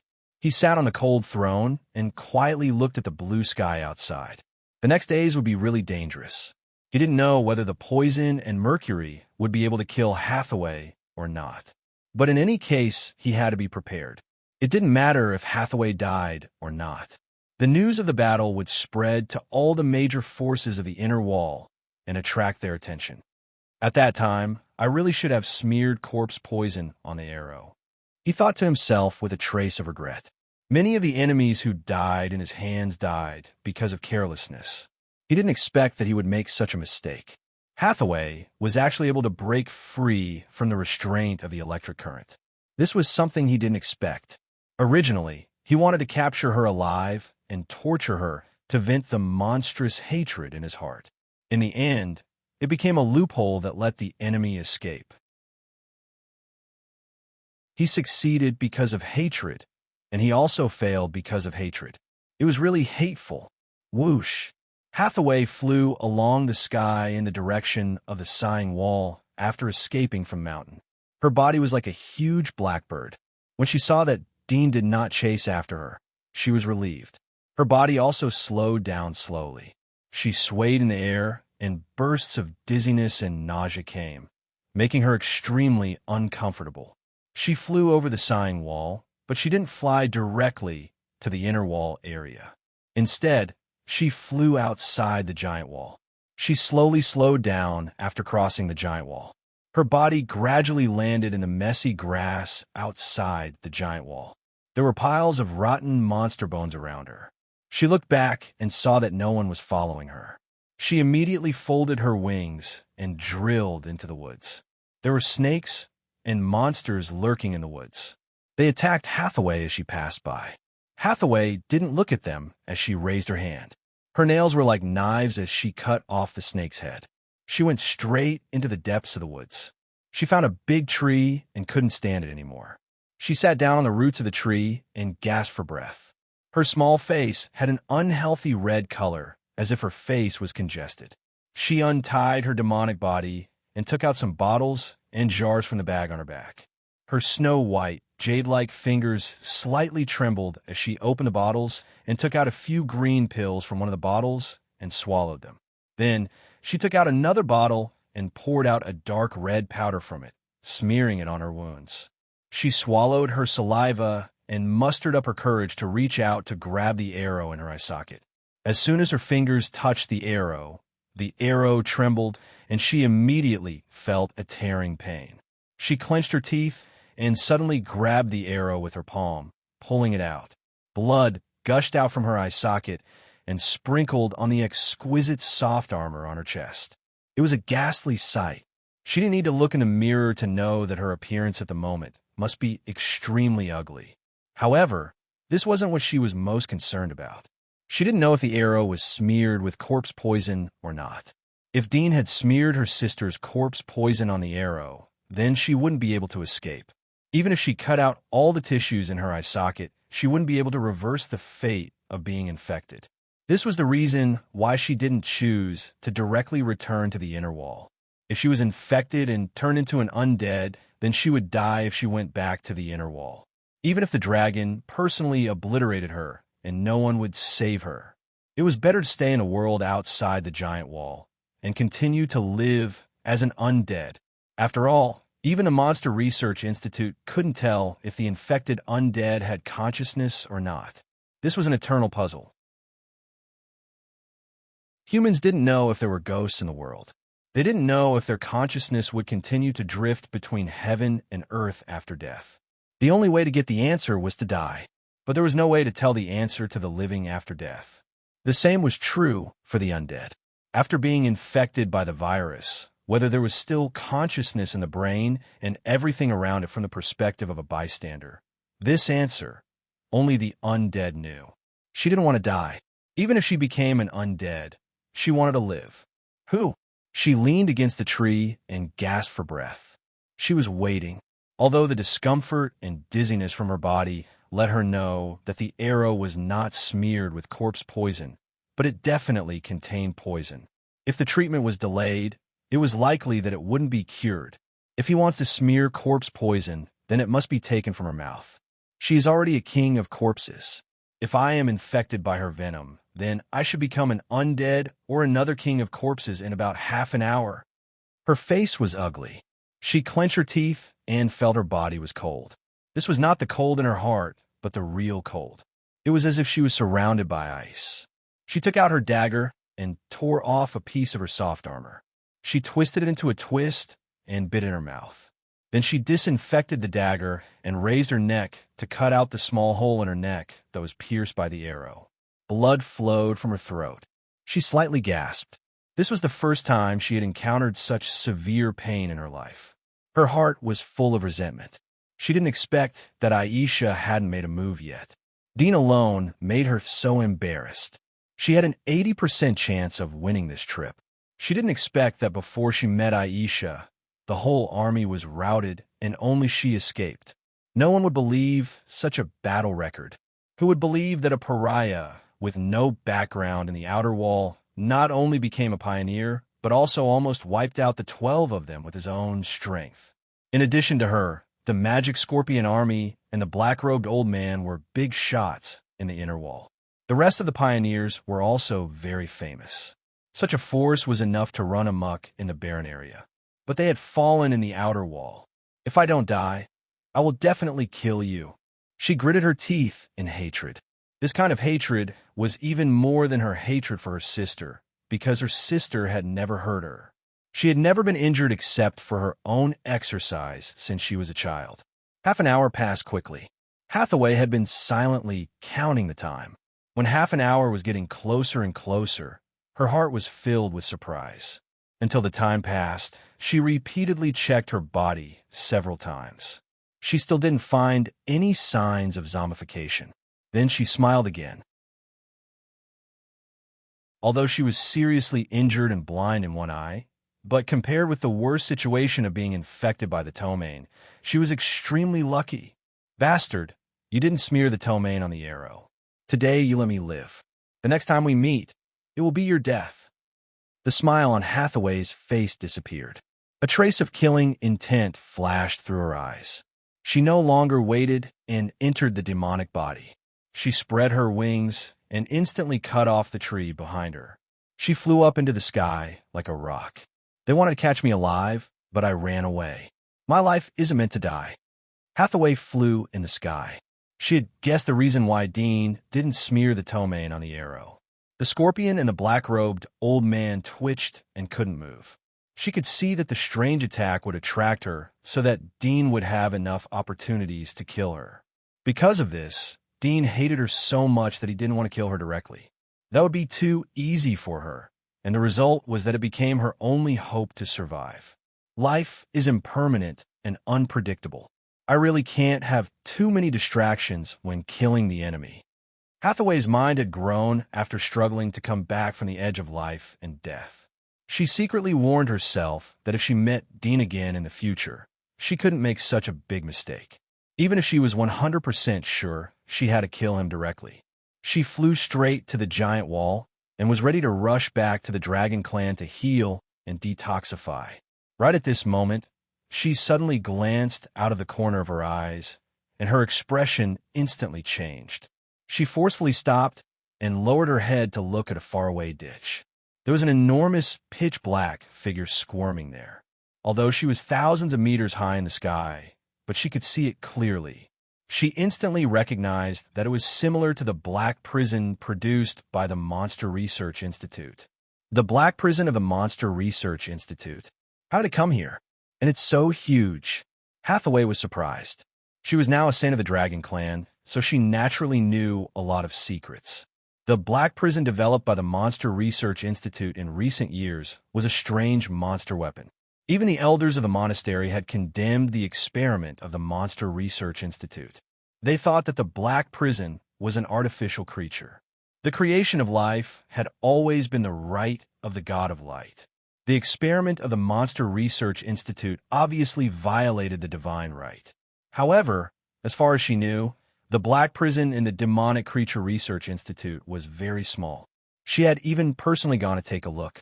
However, this one had a diameter of more than 10 meters. It was practically a moving hill. Her eyes flickered. She suddenly felt that this Demonic Creature Research Institute wasn't as simple as she thought. She looked around and didn't see anyone else, nor did she see anyone from the Demonic Creature Research Institute. Could it be that Black Hell came here by himself? She pondered for a moment and wanted to go down to see what was going on. However, she suddenly felt dizzy and her vision turned black. At the same time, her whole body felt numb and stiff. She was shocked and didn't dare to stay any longer.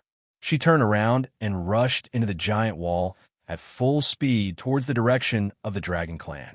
Hathaway couldn't hold on anymore as she flew back to the Dragon Clan's territory. She glided down vertically and fell on the square of a mountain. The news of the saint's injury spread throughout the Dragon Clan. All the elders were alarmed. The patriarch was the first one to arrive. He brought the best doctor to check and treat Hathaway's injury. A few days later, Hathaway gradually woke up. Under the questioning of the patriarch and the elders, she told them the whole story of her injury. She knew that she could not hide it. There were too many people involved in this matter. The magic scorpion, military god of the military, and the black-robed old man of the monastery were both famous figures. If she disappeared without a trace, it would definitely cause them to investigate closely. However, at the same time, she concealed her true purpose. She only said that she chased a zombie pioneer to the outer wall area. Then she realized that the situation in the outer wall area was not right. So she investigated all the way to Wu Tuan Mountain. Then, it led to the great battle that followed. In addition, she also said that she saw Sister Aisha, but she had turned into a zombie king. In fact, the news that Aisha was still alive had already spread to the Dragon Clan, but no one had seen it with their own eyes. At this moment, Hathaway's words immediately caused an uproar. All the elders and patriarch were shocked. They couldn't believe that Aisha, who had been in the wasteland for more than 10 years and had killed countless monsters and undead, was actually infected and turned into an undead.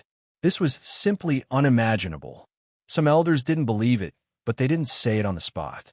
The patriarch was also skeptical. He knew the relationship between the two sisters, but he felt that Hathaway shouldn't lie about such a thing. In any case, the Dragon Clan would absolutely send someone to check again. However, the information provided by Hathaway made them evaluate the strength of the people they would send. The demon scorpion war god and the black-robed old man of the monastery were very strong. It could even be said that if Hathaway didn't have the power of bloodline, then it would be difficult to win against them. Not to mention, there were 9 other pioneers. Such a lineup to kill the enemy in the outer wall was simply using a butcher's knife to kill a chicken. But the result was that the butcher's knife was broken. They had to weigh the degree of danger in the outer wall. After Hathaway told the news, she asked about her own situation. The answer she got immediately made people feel cold and even desperate. Although the poison in your body has been removed, you came back too late. Even though I called for people to treat you as soon as possible, it was too late. Besides the poison, mercury had also seeped into your body. The doctors could only cut off the inner walls of your organs and wash your blood at the same time to save your life. But this way, the power of your awakened bloodline has been completely eliminated, and your strength has also been weakened. But at least your life has been saved. Hathaway's father, the patriarch of the Dragon Clan, comforted her. Hearing this, Hathaway was completely stunned. Her bloodline power was eliminated. She had awakened her bloodline power for the second time.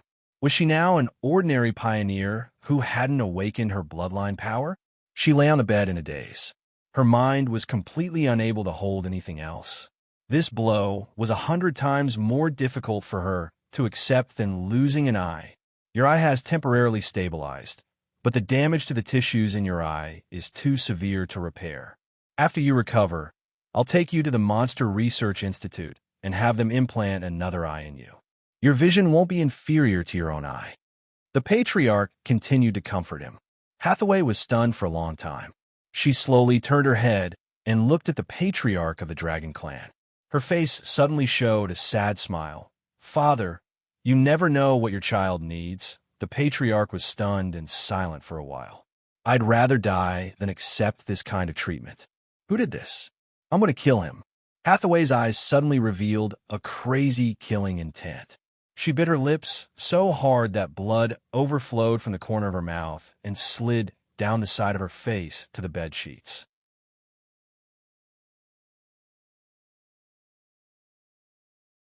Chapter 737. Hathaway slowly calmed down after hearing the old man's words. After a moment, she suddenly thought of the black prison she saw outside the giant wall. She immediately explained the situation to the patriarch and the elders. She observed their faces at the same time. The clan leader and the elders looked at each other with astonishment in their eyes. "Really?" the patriarch asked. "Of course," Hathaway replied in a cold voice. There was a trace of doubt in her heart. It seemed that her father and the elders didn't know about it. It meant that her information channels weren't blocked by the family. But how to explain the huge black prison? What secrets were hidden by the Monster Research Institute? If this is true, then it's a bit terrible, an elder said in a dignified tone. The other elders' eyelids twitched, but they remained silent. Terrible. Hathaway's eyebrows slightly twitched. Does the Monster Research Institute want to use the black prison to deal with us? It's not impossible. An elder sighed. The patriarch coughed and interrupted him. He looked at Hathaway. You have just recovered from a serious injury. Take good care of your body. We will discuss this matter later. Everyone, let's go out first. The elders didn't say much. They turned around and left with the patriarch. Hathaway's eyes narrowed as she fell into deep thought. Half a day later, in the western district of an undamaged Earl City, there was a huge building. The land on the surface was vast and boundless, and there were also mysteries hidden underground. There were many underground bases that were tens of meters deep, like bamboo shoots that were upside down, and there were many of them. This was the headquarters of a Monster Research Institute. What? You said that the Dragon Clan saw the Black Prison outside the giant wall? Moreover, it was more than 10 meters in size.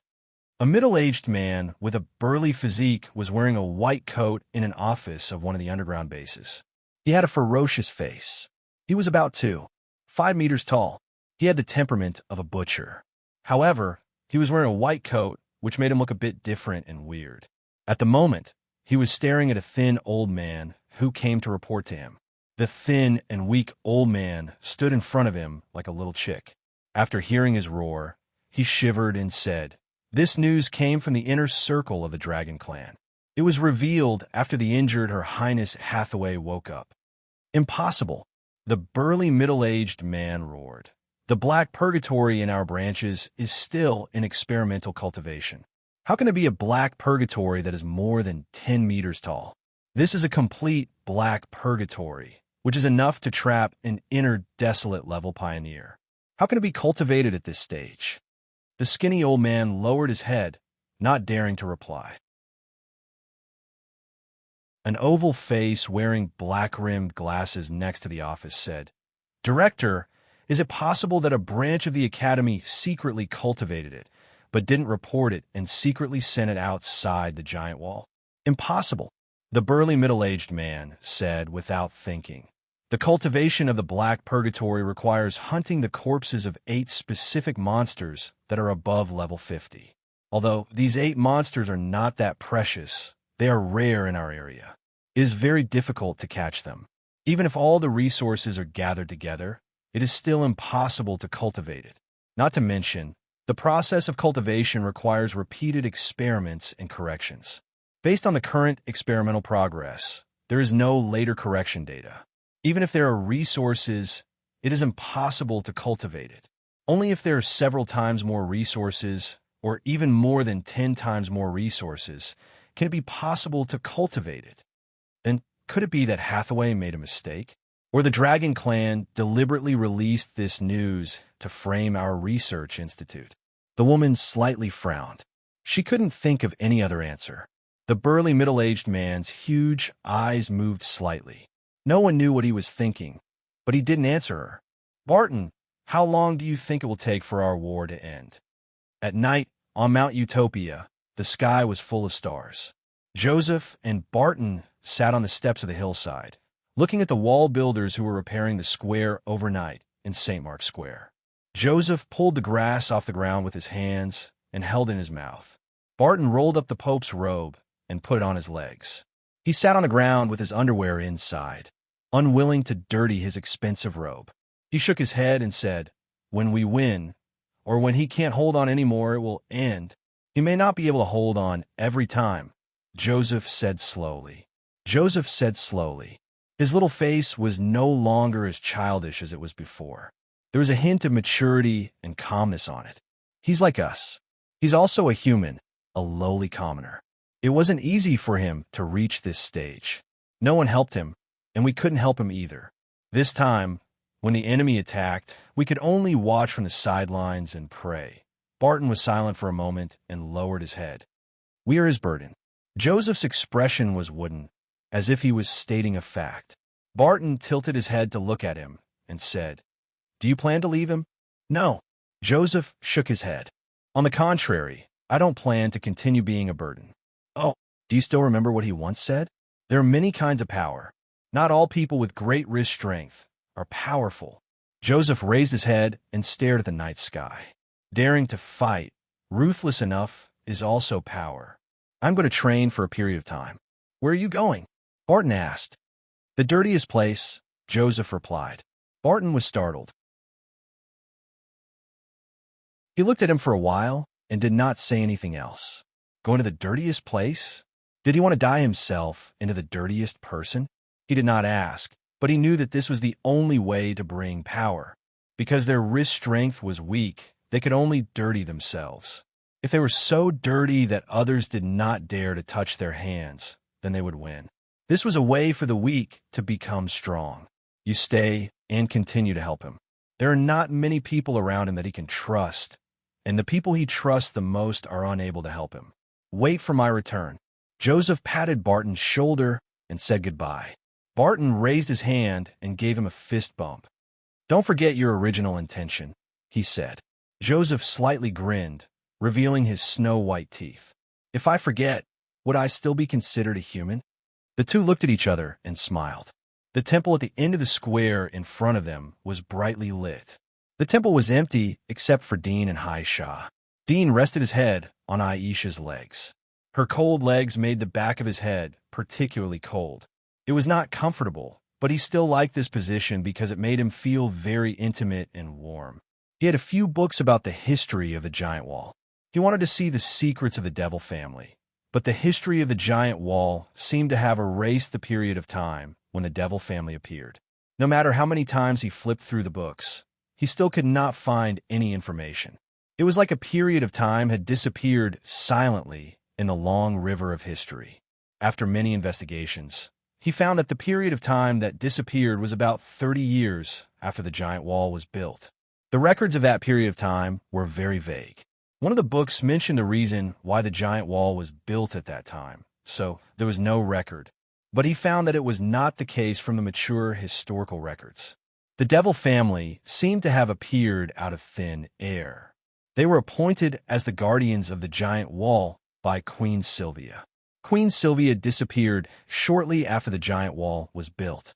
Some records said that she went to the Holy Kingdom, and some records said that she returned to the God's realm. Dean slightly frowned.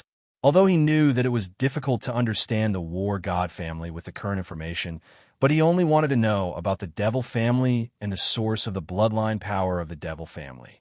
Now that he was a pioneer, if he wanted to continue to improve, in addition to a huge amount of God's marrow, he would have to awaken the bloodline power. But he didn't know whether this power was good or bad.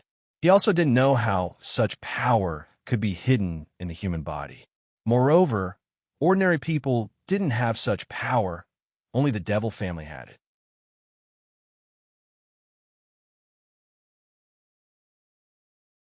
Chapter 738. The next day, St. Mark's Square was completely repaired. Another group of Dark Church's people secretly transported gunpowder to the passage under the square. The news about yesterday's battle was also blocked by the Dark Church.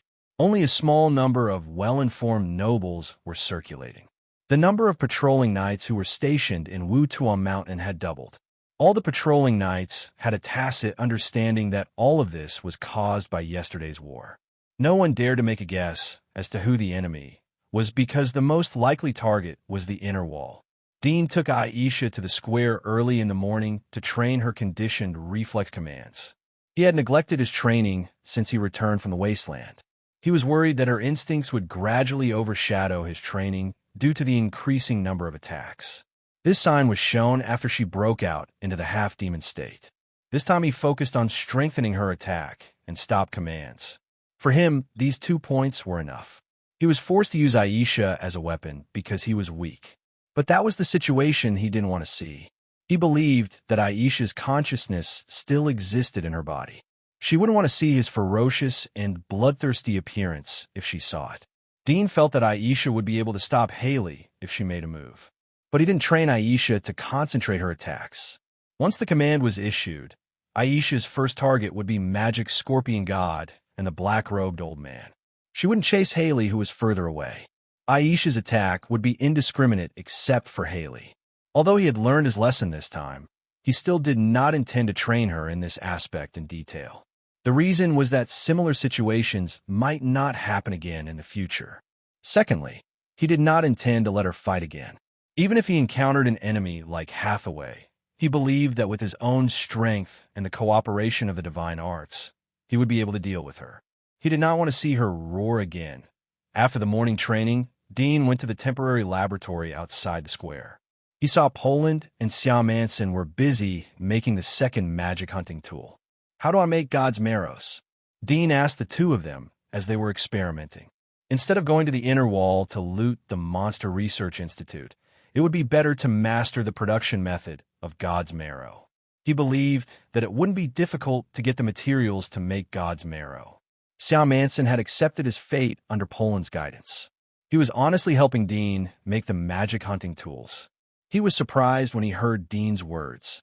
"You want us to make God's marrow? This is impossible." He had witnessed the battle yesterday. His mood had gone from excitement at the beginning to despair at the end. It was hard for him to accept the result. But he believed that sooner or later Dean would be attacked, as long as he continued to provoke the inner wall. Why not? This is a secret. If we make it for you, only death awaits us. Hearing his words, Poland, who was next to him, was about to open his mouth to stop him, but he couldn't help but smile bitterly. He knew that it was too late to open his mouth to stop him, and he only hated himself for not informing him in advance. "So you know how to make it?" Dean's words extinguished the last trace of hope in Poland's heart. Xiao Manson seemed to have been enlightened. He immediately shook his head and said, "We only know a little. We don't know much." Dean didn't waste time with him. He looked at Poland. "Do you want to do it or not? Tell me what materials you need." Poland glanced at Xiao Manson, who was desperately trying to signal him with his eyes, and smiled bitterly in his heart. He wanted to strangle Xiao Manson to death. What a pig-like teammate. He ignored Xiao Manson's winking and looked at Dean. "We can make it, but the materials are difficult. It would be best if you can move the instruments from the Research Institute. If you can't, then we can smelt and make a new set ourselves. As for the two main materials, one is the soul crystal, which shouldn't be difficult for you to get. The other is the God's worm, which is a bit difficult, so you need to go to the Research Institute to get it." Xiao Manson almost fainted as he heard Poland's words. He couldn't help but stare at him. Seeing his expression, Poland rolled his eyes angrily and didn't bother to pay attention. "God's worm. How much do you need?" Dean thought for a moment. "That depends on how much God's marrows you need. Godworms reproduce very quickly. If you want to rob a research institute, the godworm stored in one should be enough to produce the God's marrows you need," Poland said. "That's right," Poland said. Dean nodded. He wanted to go to the inner wall to deal with the 12 cities. He couldn't continue to let them occupy the cities. It wouldn't take long for the corpses to subside. Xiao Manson grabbed Poland's collar after Dean left. "What are you thinking about? Do you know that you will kill us?" Poland pushed him away and coldly glared at him. "Idiot, do you know that your first word have already sentenced us to death?" "What did you say?" Xiao Manson was furious. "You let him know that we can make it. Unless we die now, we can only obediently make it for him." Poland looked at him coldly, as if he wanted to eat him. "Didn't you see the two gods of war yesterday, Hero and Ronan? Who were they? Army gods. They were honed in the military. What will happen to them if they fall into his hands? In the end, they had no choice but to listen to him and fight for him. In the end, they were even tied to his chariot and forced to work for him." Xiao Manson was stunned. With this little devil's methods, even if you're a dead person, he can still make you speak. Poland said coldly, "If you had pretended that you didn't know anything at first, then we might have been able to escape. He still needs us to help him make the demon hunter tool, so he won't torture us. But you, an idiot, said something confidential." "What idiot? If he sympathized with us, would he have locked us up here? Do you think this kid is a compassionate person?" Siam Manson was completely stunned. His mouth trembled, but he couldn't speak. Dean could hear the quarrel between Poland and Siam Manson even after he left the temple. Poland should know that Dean could hear them, but he didn't bother to cover it up. Dean was too lazy to pay attention to them. After all, it was a lie to ask them to surrender to him.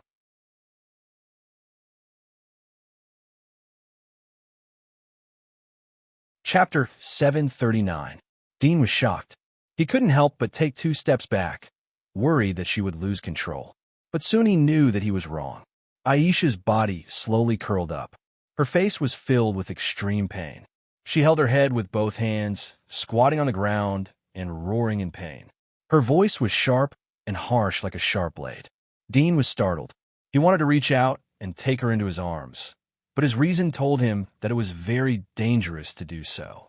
He was angry and sad. His eyes were slightly moist. It seemed that the girl's pain was exerted on him. He could only stand there and watch her scream in pain. He gritted his teeth and slowly approached her. He tried to reach out and touch her hair. Aisha was startled. She suddenly looked up, bare her teeth at him, and roared angrily. Dean immediately retracted his hand, but tears flowed out of his eyes. He thought that he wouldn't cry again, but looking at her appearance, his heart collapsed again. What's going on? What the hell is going on? He was in pain and puzzled. At this moment, the sound of eggs breaking came from Aisha's back. He saw the shape of the lumps slowly bulging on her slender back. The shape of the lumps was getting bigger and sharper, like germinating bamboo shoots. It slowly grew at a speed visible to the naked eye until it pierced the soft chong sam on her back. It was exposed to the air. Impressively, there were dark red spikes. These spikes were like bones, but also like some kind of cuticle mixed with some kind of material. It was incomparably ferocious. Dean was stunned and looked at it in a daze. The dark red sharp bones grew more and more luxuriant. The longer ones were about 50 centimeters, covering her back like a small bamboo forest. At the same time, on her face, white lotus-like arms, neck, and other visible skin, dark red veins appeared. It was like blood vessels protruding, but the dark red veins seemed to be flowing with strange brilliance. This scene was extremely strange. Dean's mind was completely blank. He didn't know why it was like this. Aisha's painful moans continued. The dark red sharp bones had slowly stopped growing. She was lying on the ground. Her back was like a hedgehog. At the edge of the sharp bones, dark red liquid was slowly squeezed out. It was like blood, but it didn't have the smell of blood. The color was darker than blood. This fluid looked extremely thick, and it slowly outlined the shape of a pair of devil wings. The wings were getting bigger and bigger until they were fully stretched out and swept out. The chairs on both sides of the hall were knocked away. The carpet was also cut. Aisha's hands were covered with fine red scales. Her fingers were like claws as they dug into the carpet and pierced into the depths of the floor. Her whole body was in the state of a demon. She exuded an astonishing aura, like a peerless monster that had escaped from the abyss. Dean retreated a few steps due to the shocking aura. He didn't issue any instructions. How could she suddenly enter the demonic state? Moreover, the state of the devil body this time was completely different from the past. It was even more terrifying than when Haisha fought the Corpse King. At this time, Dean suddenly saw that the cold breath in her body was gone.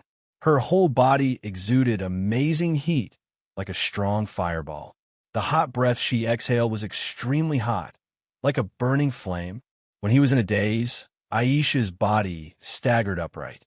Her pure black eyes fell on Dean, and the two looked at each other. At the moment when they looked at each other, Dean's mind went blank.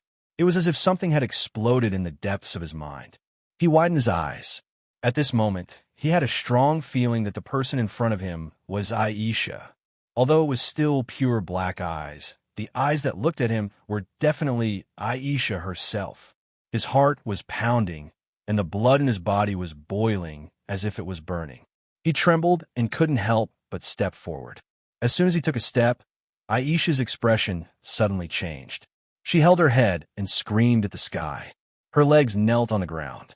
Dean hurriedly stepped forward to support her. Who knew that as soon as his fingers touched her arm, Aisha's arm jerked violently. A turbulent force came and Dean's body flew out. At the same time, there was a sharp pain in his chest. He looked down and suddenly froze. The armor on his chest was broken, and there was a very clear claw mark. The skin inside was also torn off.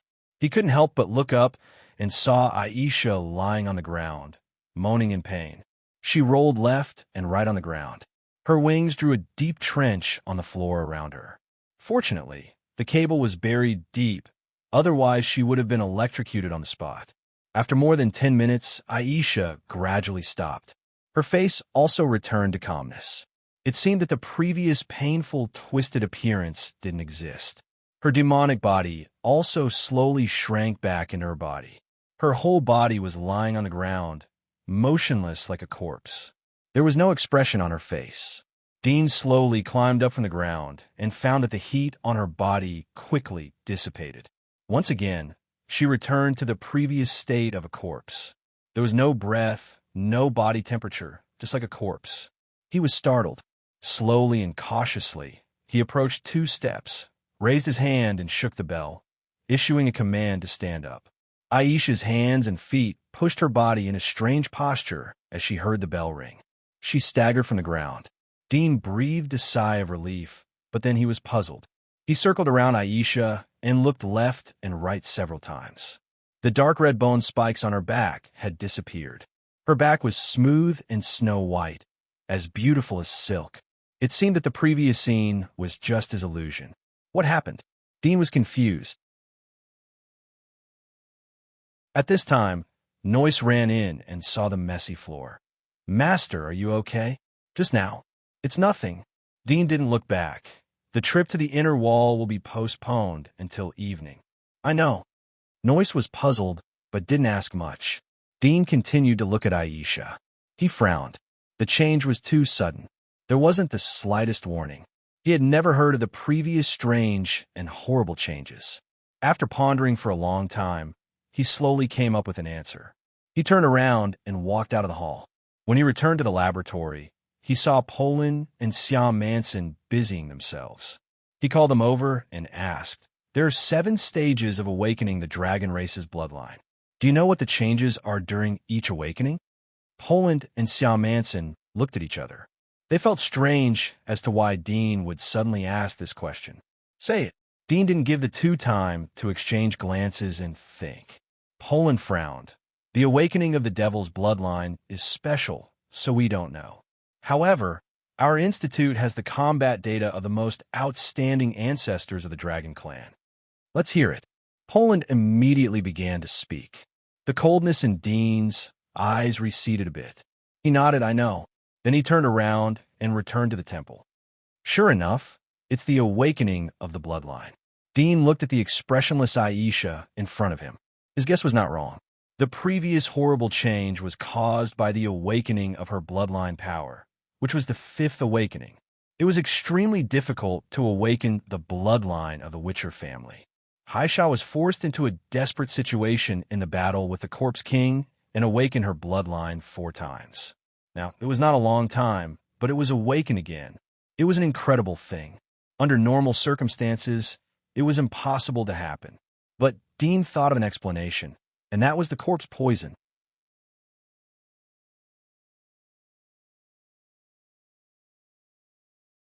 Chapter 740. The senior hunter infected with the undead has strength comparable to a limitless being. She is an inner wilderness pioneer. Although she lacks the demon hunter, her physique is stronger than before. I didn't expect that the power of the blood would evolve in the virus. Dean stared at the silent Aisha. He didn't know whether this change was good or bad. Would she slowly awaken to the 7th degree as the virus intensified in her body? Would she still be under his control at that time? What would happen at that time? He felt a little uneasy in his heart, but when he recalled the feeling when her bloodline had awakened, even though that feeling was brief, he could feel that what he saw at that time was the real her. He didn't know if this feeling was an illusion or if it was caused by his excessive longing, but he didn't want to doubt it. That feeling stayed in his mind like a brand that couldn't be erased. His faith and confidence in resurrecting her became even stronger. After a dead silence, he raised his hand and held her hand. He looked at her reaction. No reaction. He slowly let out a sigh of relief and held her hand gently, feeling the warmth of his palm slowly pass into hers. To be able to hold hands like this forever, how blissful would that be? He gently held her hand and stared at her beautiful cheeks. Time seemed to not exist. After a long, long time, he slowly came back to his senses. He released her already warm and slender hand and softly said, "I will definitely find you and bring you back." Aisha was silent. Dean helped her to the bedroom and let her sit down. Now that he was a pioneer, he didn't intend to take her with him when he sneaked into the inner wall. After settling her down, Dean turned to leave. His mind was focused again. The power of the witch family can be stimulated by the virus. I don't know if the people of the witch family know about this. What is the structure of the virus? I really want to see the state of its movement in the human body. He came to the side hall to clean and bandage the wound on his chest. Fortunately, he often helped Aisha to groom her body. Although her tooth sockets secrete viruses, her nails were not as toxic as those of ordinary undeads. Most of the undeads lived outside the giant wall. In addition to viruses, there were also various monster hairs in their nails. There were also countless bacteria breeding in the cracks of their skin. But Aisha's fingers were as clean as a jade onion. Her scratches were not infected. In the evening, Dean went to the inner wall alone after he had recovered from his injuries. He flew to the giant wall and immediately saw that the number of troops stationed on the wall had increased a lot. Among them, there were 7 or 8 heat source figures that were relatively vigorous. They were all limited state experts. In addition, there was also a pioneer-level heat source figure. He knew that the inner wall had alerted the outer wall. He flew to the outside of the giant wall. He crossed the giant wall and landed in the inner wall after he entered the range of the inner wall. He followed the map of the inner wall and rushed towards one of the isolated cities. On the way, Dean found that in the originally uninhabited wilderness, from time to time, he could see wandering undeads, some of which were fighting with the monsters in the wilderness. Apart from that, he also saw a few wanderers in the wilderness. Their clothes were of good quality, but they were tattered. It was obvious that they were refugees in dire straits. He didn't help them, but bypassed them and rushed to his target city. Half an hour later, he came to the front of a city. He saw a large number of soldiers stationed on the fortress. The air was filled with a strong smell of blood. Unlike the fortresses he had seen before, this fortress seemed to have been occupied by the army. There was no shadow of the undeads. The air was still filled with the smell of burning corpses. Dean easily crossed the defense of the army and climbed over the other wall into the city. He saw the streets were full of blood, but there were no corpses. At first glance, it was clear that these corpses had been cleaned up. These corpses were piled up for a long time, so it was inevitable that they would spread plague and diseases in the air. He walked along the street and slowly released his perception. He didn't see any survivors on the road, but occasionally he saw some remaining undeads from some houses. It didn't take long for Dean to meet an army that was cleaning up the undeads in the city. There were not many people, only 10. All of them were limited state experts. They killed the undeads as if they were chopping melons and vegetables. He looked at them from a distance. He felt that it was similar to hunters hunting the undeads outside the giant wall. Some people were responsible for attracting the undeads with blood and sound.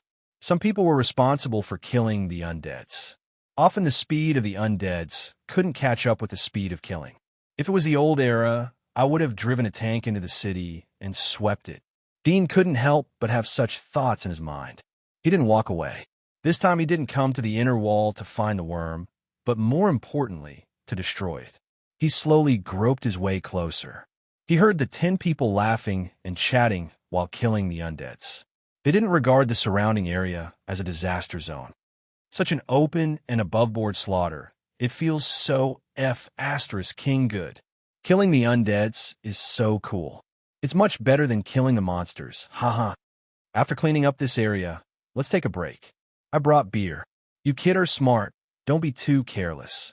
Be careful to attract the high-level undeads. Several people were chatting with each other. but their hands didn't stop. The undeads were attracted by the smell of blood from an animal's corpse. They quickly fell to the ground, and the corpses were piled up everywhere. All of their heads were destroyed. Dean looked around and saw that there was no one else. His eyes flashed, and he suddenly made a move. Whoosh! He was like a sharp arrow in the night, jumping to the nearest strong man. The strong man was waving a knife to cut the undeads. He didn't have time to react when Dean attacked him from behind. Dean's sickle arm cut off his neck. His mouth was still laughing, and then his head fell to the ground and rolled a few times. Another slender woman in military uniform was killing the undeads with her back to the strong man. She heard the laughter and stopped. She turned and smiled. "Why is it?" She didn't finish her words. She saw the headless body of the strong man stiffen in place. Blood gushed from the neck. At the same time, a strange face appeared in front of her. It was only a few feet away. Her smile froze, and she stared blankly. Before she could react, Dean threw his arm and pierced her heart in the chest. Then he continued to rush to another person. A person standing on a high place quickly noticed the change below and exclaimed, "Enemy attack." "What?" The others turned their heads and were shocked.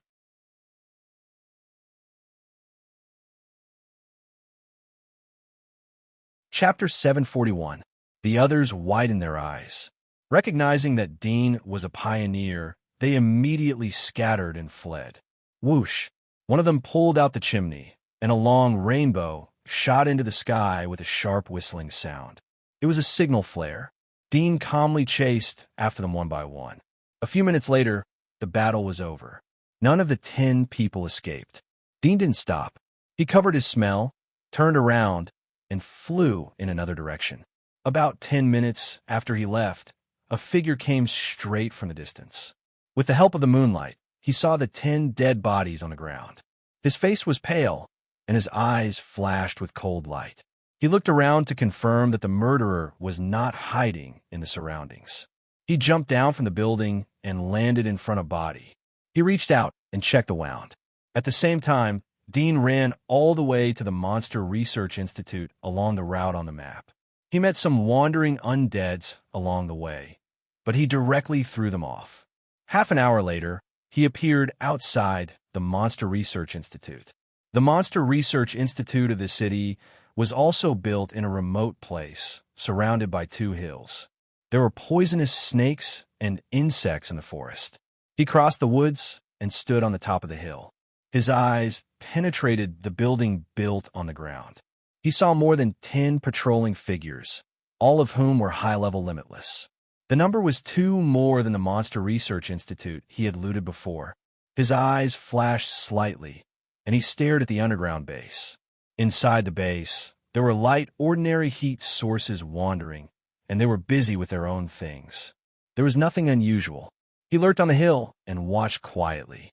Half an hour later, everything in the underground base of the Institute was as usual. There was no unusual movement. He no longer hesitated. He stimulated the demon Body, crawled on the ground, and rushed down the hillside like a monster. His abdomen and back were covered in strange blade-like limbs, as if he had more than a dozen blades on his body. As he ran, he cut the venomous snakes disguised as rotten leaves into several pieces, and in a few seconds he rushed to the front of the Research Institute. The 10 people in the Institute immediately noticed the movement and exclaimed. When the first exclamation sounded, Dean had jumped into the building and killed one of the guards by the window. "Enemy attack! Someone come! Release the signal!" All kinds of shouts echoed. Dadian was like a beast out of the cage as he rushed towards the limitless. Some of them activated their demonic bodies, some waved their weapons to resist, and some took the initiative to rush over. But they were cut into pieces as soon as they met Dadian. Dean's strange blade-like limbs were too sharp. They were like countless knives stirring, and the strength was so great that ordinary metal weapons would be cut off in an instant. They were as fragile as wood. One of the Lemeters, who had stimulated the rare magic mark Steel Dragon, was instantly beheaded by Dean. He had no resistance. Steel Dragon Magic Mark was one of the most powerful rare magic marks. It was famous for its terrifying defensive power. It could make the whole body as hard as steel, especially the back, which was harder than ordinary metal. Even a weapon made from a high-level monster's body may not be able to cut it. But in front of Dean's sharp blade, the fragile paper was torn in an instant. In the blink of an eye, there were 7 or 8 messy corpses scattered around Dean. Some had a horrible hole in their chest, some had half of their head cut off, and some had their bodies broken into pieces. The rest had escaped to the underground base. Dean was about to rush in when his pupils suddenly shrank. He saw 2 extremely hot figures in the underground base. They were 2 pioneers. Ambush! A murderous look flashed in his eyes. The 2 pioneers had concealed their heat source and were hiding in the underground base. He was far away and didn't use his X-ray vision. He only used the heat source to capture them, so he didn't notice them. But at this moment, the intensity of the heat source exposed by the 2 pioneers was only at the level of ordinary pioneers, incomparable to Hero and Ronan. He didn't retreat, but broke into the underground base at a faster speed. He passed by the 2 frontiersmen who had just run to the stairs. The 2 frontiersmen immediately froze, and then blood sputtered from all over their bodies. Their bodies were pushed away, and they fell to the ground in several pieces. Their organs and blood rolled on the ground. At this time, the 2 pioneers' heat sources rushed out of the underground base. They were a man and a woman. They were relatively young. The woman was in her teens, and the man was in his early 20s. Dean knew that the Monster Institute had many drugs that could preserve youth. Although it couldn't restore the appearance of a 50-year-old man to a teenager, it wasn't difficult for a 30-year-old man to look like a young man in his early 20s. If they were persistent in this aspect, they could also change their skin, but it would cost a lot. "Who are you?" Seeing the 2 piles of flesh on the stairs, the young man's eyes were filled with anger. He stared at Dean coldly.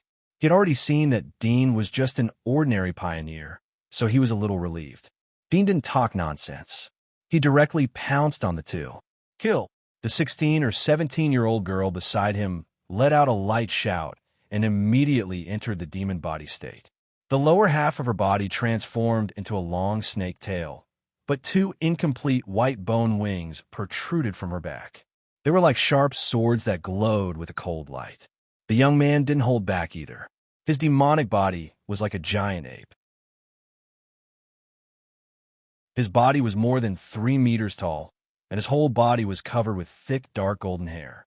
His chest muscles were full like granite, and his mouth was full of sharp teeth. When the 2 entered the demonic body, Dean had already pounced. His movements were strange, like a fox or a monkey. The sharp blade limbs on his back, chest, and abdomen swayed in the air, rubbing against each other and making a teeth-aching sound. When he approached the young man who looked like a giant ape, all the sharp blade limbs instantly shot out.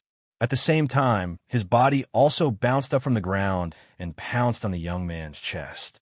The young man was shocked and angry. He roared and raised his huge fist to smash. "Chi! Chi!" 2 tearing sounds rang out.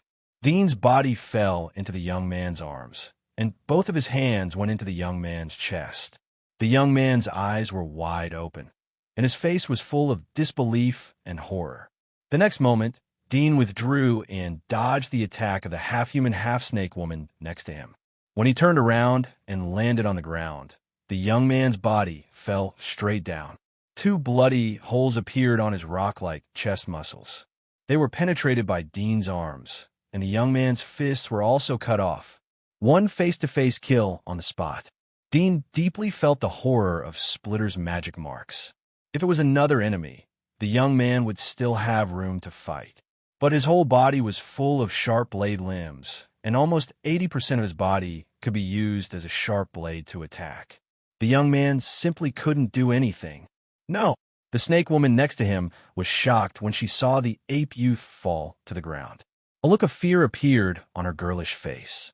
She suddenly opened her mouth and spat out a stream of green liquid from the fangs in her upper 2 sockets. The speed of the liquid was very fast, but Dean was already prepared. He used his hands and feet to bounce up from the ground and dodge the green liquid. At the same time, he rushed towards Snake Woman. Snake Woman held 2 thin swords in her hands and chopped towards Dean. The swords danced like two silver discs. But the moment they came into contact with Dean's sharp blade limbs, the dancing silver swords stopped abruptly. It was like a rapidly stirring fan was suddenly stuck. Clang! The sound of metal breaking echoed. One of the thin swords broke, and the tip of the sword fell to the ground.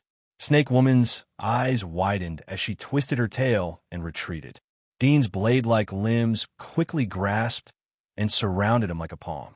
A dash! Snake Woman screamed as her body was surrounded by sharp blade limbs. Blood oozed out her body. The dark green snake phosphorescence on the surface of her body was useless and was easily cut.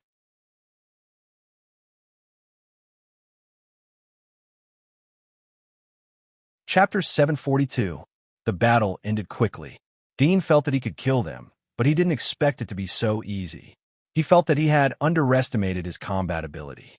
Perhaps it would be a bit difficult for him to fight against Hero, who was at the peak of the outer wilderness. But compared to ordinary pioneers, he was a lot stronger. He withdrew his demonic body and took out a small bottle from his bosom. He came in front of the giant ape youth and poured a few drops of water from the small bottle onto the bloody hole in his chest. Then he came in front of the snake woman and dripped a few drops onto the wound on her neck. Although he didn't know if it was too late, but if he was successful, he would be able to create 2 more pioneers' corpses. He had to push the chaos in the inner wall to the extreme in order to give himself space to grow. After doing this, he turned around and rushed into the underground base. Although the battle here was short, the people in the base had been alarmed. At this moment, they were rushing out of the various laboratories in a panic, and the alarm was ringing incessantly on every floor. He sped along the way, killing all the researchers who tried to stop him. A few minutes later, he was in a laboratory on the 8th floor of the underground base. He looked at the white-bearded old man and the young female assistant in front of him. He was able to recognize the identity of the doctor from the Monster Research Institute. He said to the old man, "Hand over the god's marrow and the god's worm." The young female assistant shivered in fear. Her face turned pale as she shrank behind the white-bearded old man. In the corridor outside the laboratory, there were corpses of people in white coats lying on the ground. Blood dyed the corridor red. It was like a purgatory on Earth. The white-bearded old man stared at Dean. "You won't get it even if you kill me." "I know. Poland told me that if I want to take the worm, then I need your password. Otherwise, the things inside will be destroyed." Dean's hands were stained with blood. "Old man, don't be stubborn with me. You will pay a price you don't want to see. Kill me if you have the ability." The white-bearded old man stared at Dean without any fear. Dean looked at him for a moment. Suddenly, he raised his hand. A sharp blade protruded from his arm and pierced through the chest of the young female assistant behind the old man. The sharp blade protruded from her back and lifted her up. "What do you think?" Dean calmly said. "I will give you 3 seconds.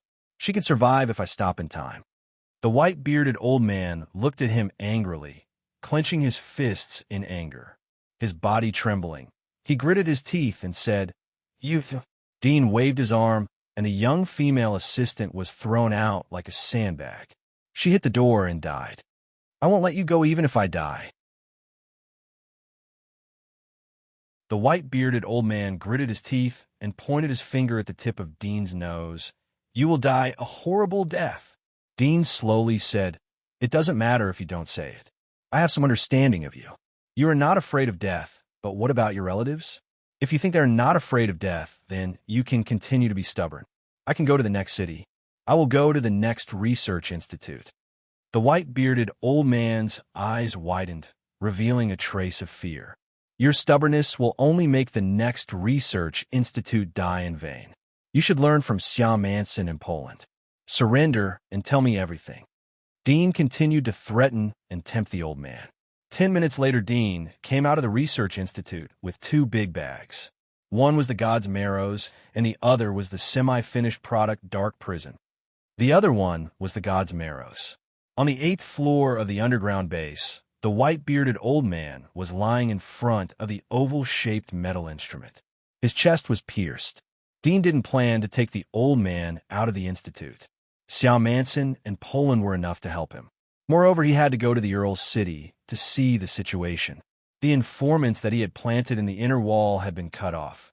It was extremely difficult for his informants to pass the information. He had to come in person to check the situation. The night was deep. From time to time, the screams of the undeads and the sound of metal colliding could be heard from the streets of the city. There were no lights or noise in the city. It was exceptionally silent. Dean left the city and went straight to the west.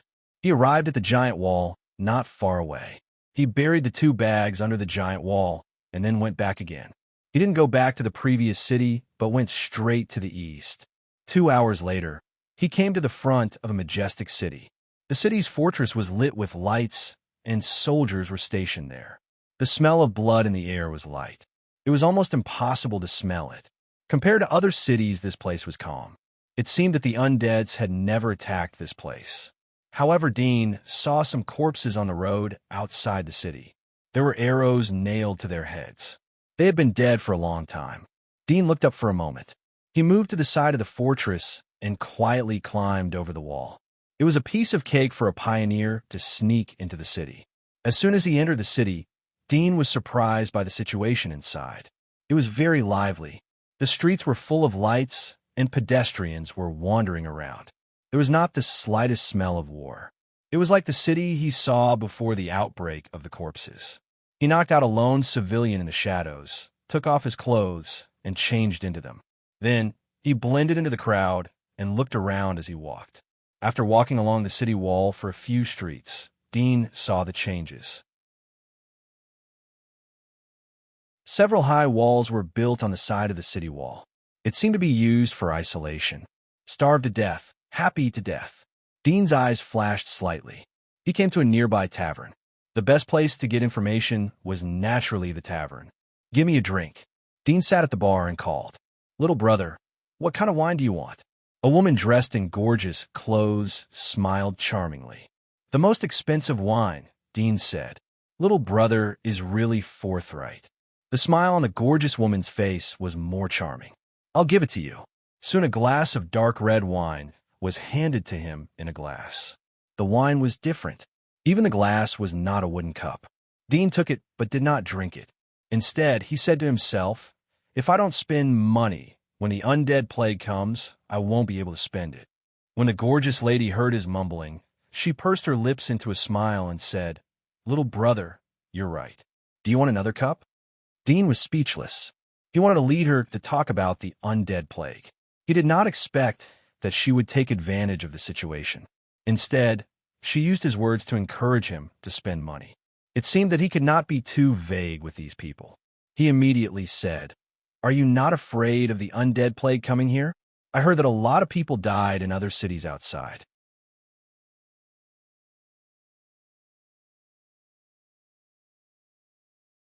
Chapter 743. Dean had seen the undeads outside the city. He knew that she was right. He looked around cautiously. Isn't there a rumor that the corpse plague was jointly created by the monastery and the military? Will it be more dangerous for us to stay here? The gorgeous woman was startled and hurriedly covered Dean's mouth. She glared at him and looked around. Seeing that no one was paying attention, she slowly let go of Dean's hand, but her eyes were full of warning. "Don't talk nonsense. Do you want my shop to be smashed by talking about these things here? It's life-threatening. I have no other choice," Dean said apologetically. No wonder he didn't hear anyone talking about this matter in the tavern. The news that he had spread in the Earl's city seemed to have disappeared. It turned out that the news was blocked. It was no wonder that the rumors not only stopped at the wise, but also the strong. The gorgeous woman didn't look at Dean. Considering that Dean had spent a lot of money, she whispered, "Don't talk about this outside. Once it is leaked, be careful of the dark prison. Even if the news is true, we have no way to go. We can only stay here. The corpse plague is everywhere outside the city. We will die if we go out. Can we spend money to hire a strong person to protect us?" Dean immediately asked. The gorgeous woman shook her head. "Don't think about it. As you said, who will take a burden out of the city when it is life-threatening? Unless you have tens of thousands of gold. But if you really have so much money, I advise you'd stay here. If you are afraid of death, you can use this money to bribe the military. Maybe you can get shelter Give it to a stranger to lead the way out of the city. In the blink of an eye, they will rob you and throw your corpse in the wilderness. That would be a death of injustice. Dean saw that she was not bad. He nodded slightly. Thank you. Have another cup. It's my treat.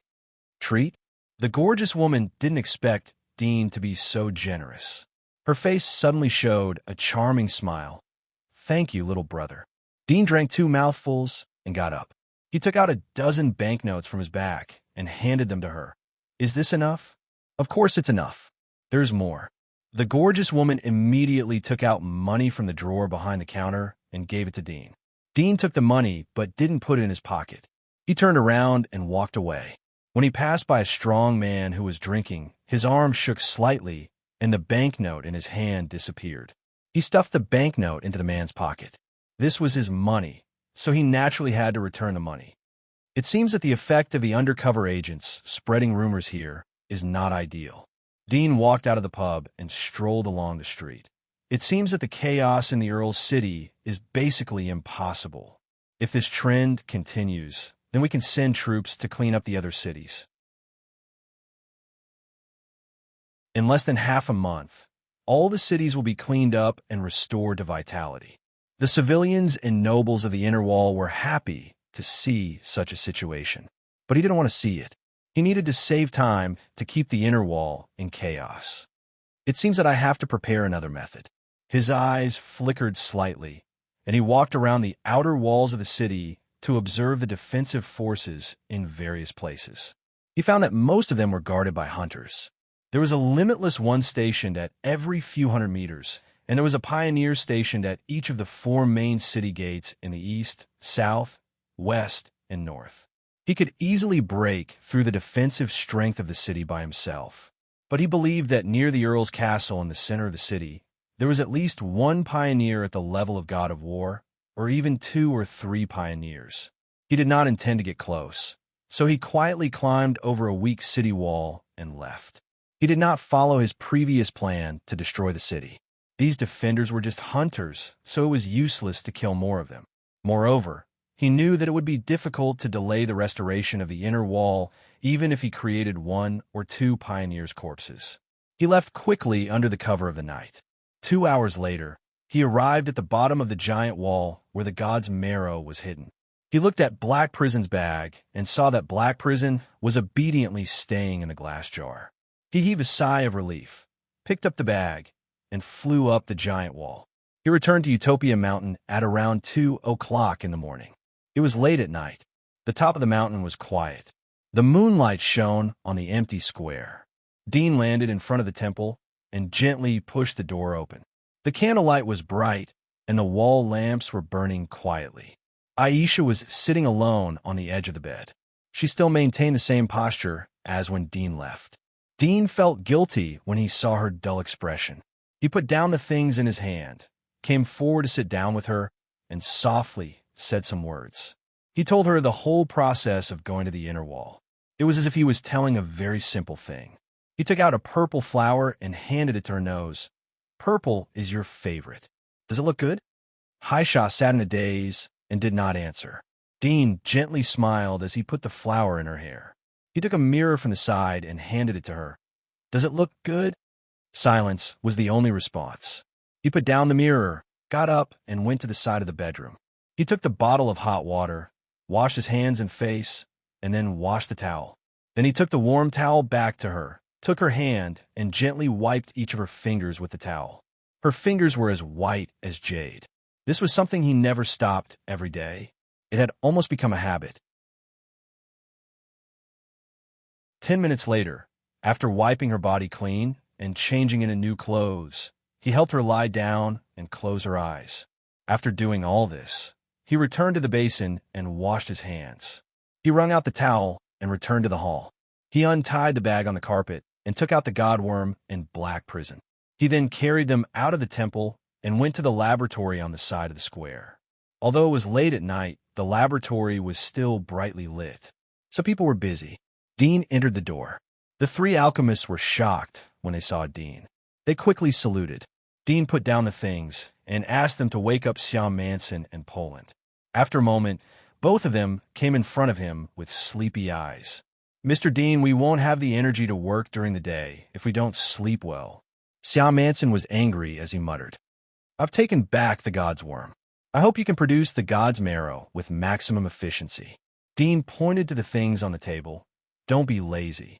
I've asked Professor Luo Wei how much God's marrow you can produce every day. I hope you won't make me use unnecessary means to force you." Professor Luo Wei was the white-bearded old man. Poland and Siam Manson's sleepiness disappeared as they heard Dean's words. They were surprised as they looked at the God's worm and dark prison.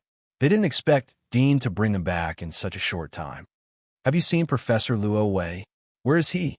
Poland's eyes moved away from the dark prison as he asked Dean. "I killed him." Dean's expression didn't change.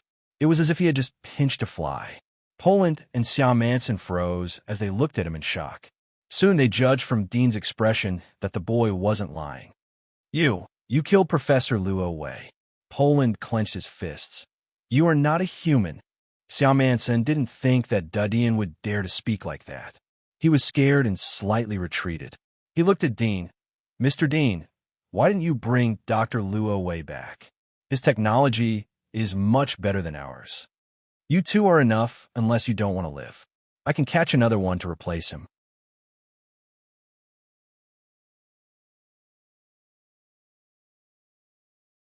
Chapter 744. Dean went back to the temple after leaving the laboratory. He took out the God's marrows and injected 2 tubes into himself. He felt his body was inflating and boiling. Then he went to bed and slept. Dean got up early the next morning. He called Noyce to ask about the situation of the outer wall. The outer wall had become peaceful, although the policies proposed by Dean had caused an uproar, but it had gradually subsided. There were occasional disturbances, but Richelieu and Barton had dealt with them. The nobles of the outer wall had no choice but to bow their heads in the face of the joint forces of the magistrate, the Holy Church, the military, and the Dark Parliament. Although the nobles were strong, but there were a large number of them. It was difficult for them to compete with the 4 forces. In the entire outer wall, Dean was able to cover the sky with one hand. The military, the magistrate, and the Holy Church were in his hands. Even if he were to distort black and white, it would be legal. No one would dare to have any objection. It will take at least 3 days to open up the mountain and fill it with gunpowder, Noyce said. Dean frowned. So long? Although it was a huge project and it was very difficult to complete it in 3 days. But don't forget that he had countless labor and money in his hands. He could drive countless civilians to do things for him. The wall builders have investigated. The rock structure inside the mountain is special. It will be difficult to open it. Noyce lowered his head. Dean slightly frowned. 3 days was a bit slow for him. Although it was estimated that the inner wall would recover in half a month, but it didn't mean that the inner wall wouldn't send troops to attack the outer wall. After all, the last time Haley attacked the inner wall with many pioneers, it was bound to cause an uproar. It was enough to make the higher-ups of the inner wall pay attention to it. Send people to the Parliament to select some hunters who are good at opening up the rock and have similar magic marks to help. Dean said after a little thought. I know, Master. Noyce nodded, but there was a trace of worry in his eyes. He saw that Dean was mobilizing all the troops. It meant that the crisis was imminent. How is the Potioneers' camp doing? Is there anything useful? Dean asked as he didn't wait for him to leave. Noyce paused for a moment. Ever since the establishment of the Potioneering Battalion, we have been researching all kinds of medicines. We have made great breakthroughs in the field of healing medicines.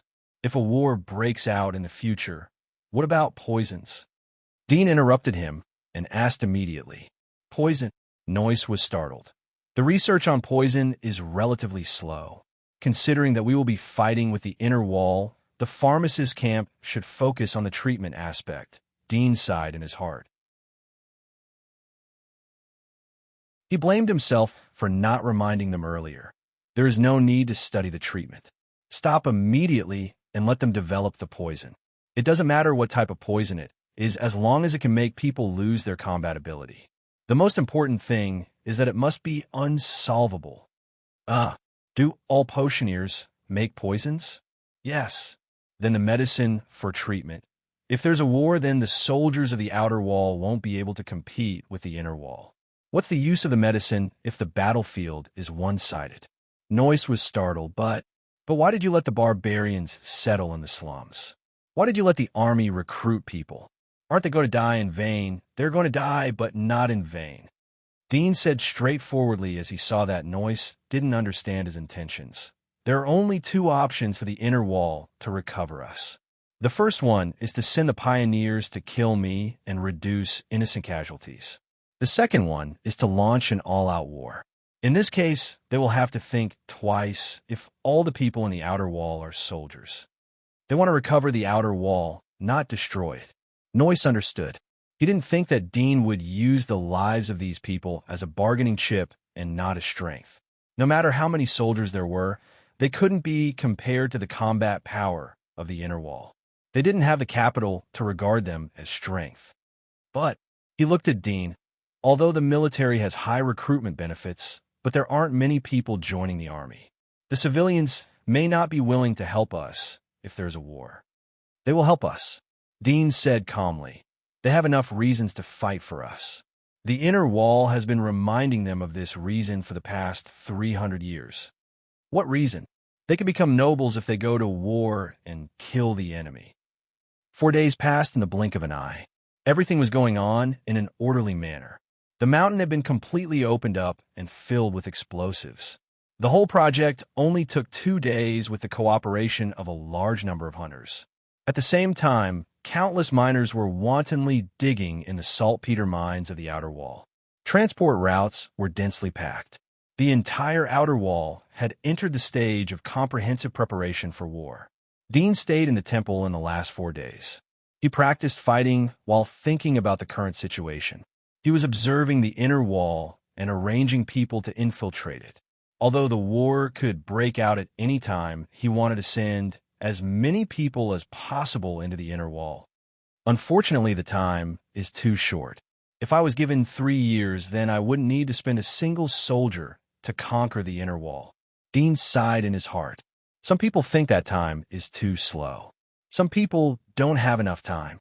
On the wall of size, the number of soldiers stationed there were patrolling back and forth. Hundreds of miles away from this wall, the outline of the human city could be clearly seen, but the flames of war resounded everywhere. Everywhere was filled with smoke, and the city walls were in ruins. Many towering and sturdy city walls had been destroyed somehow, and the traces of destruction were shocking. The air was filled with the strong stench of rotting corpses. The clouds were floating in the sky, and the breeze was warm. All these changes did not affect the sky in the slightest. Sunlight quietly penetrated through the clouds and shone on the towering giant wall. In the hunter zone where the monsters lived, huge monsters crawled and hunted for prey. A group of human figures slowly appeared at the end of the area. The human figures were standing in a row. All of them were wearing robes and carrying a variety of strange weapons. Some weapons were 4 or 5 meters long size, and some weapons were giant spikes. They walked very slowly, but their figures quickly became clear. A boar-like monster that was gnawing on the walking dead noticed the group of human figures and immediately rushed towards them with a howl.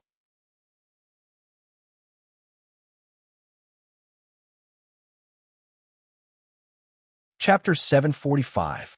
They didn't see anyone take action. The group of people still maintained a leisurely pace. There were a total of 10 people. Each of them had a unique temperament like a black hole that attracted attention.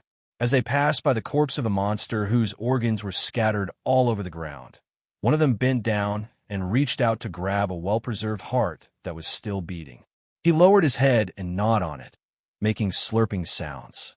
At this time, the other 9 people came to the shadow of the giant wall and stopped. They looked up at the majestic and steep giant wall. We finally arrived. One of them lifted his hood and revealed a handsome face. However, the left side of his cheek was engraved with a twisted centipede tattoo. It made his faint smile look a bit ferocious. Squeak, squeak, squeak. There is no one stationed on the God's wall. The people in this giant wall are really comfortable. Another person made a sharp sound like a mouse. His shoulders kept shaking as he spoke. "Let's go up and see," another petite woman said. After that, she suddenly jumped up the giant wall and then ran up the steep and straight giant wall, as if the gravity on the ground had lost its effect on her. In the blink of an eye, she came to the top of the giant wall. She stood on the edge of the giant wall. The ground was thousands of meters below her feet. It was like a cliff. People with acrophobia would feel dizzy at a glance. However, she was very calm. She let the strong wind blow from high altitude to make her robe flutter. Really impatient, another person shook his head and jumped. This jump was hundreds of meters high. He patted the giant wall with his palm. It seemed that he could use the force to jump again. He repeated this for 10 times and quickly climbed up the giant wall. The others also used their own skills. Some transformed their wings and flew directly to the giant wall. Some stuck their hands to the giant wall like suction cups and climbed up like geckos. In the blink of an eye, all 10 people stood on the top of the towering giant wall. They suddenly revealed a surprised look. It's all wasteland. How come the inside of the wall is more desolate than the outside? There are no signs of human activities.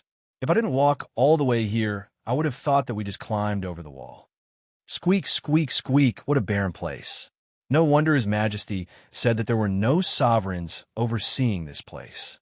Every godly wall has the same size. The humans in this godly wall seem to only live in the center. Their population is incomparable to ours. Boss, should we eliminate the devil hunter families here?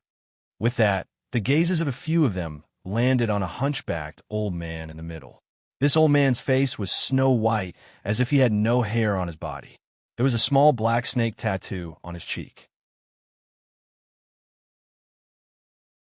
He shook his head slightly and said, "Our mission this time is to obtain the sacred remains of the goddess of war Sylvia. Don't do anything meaningless."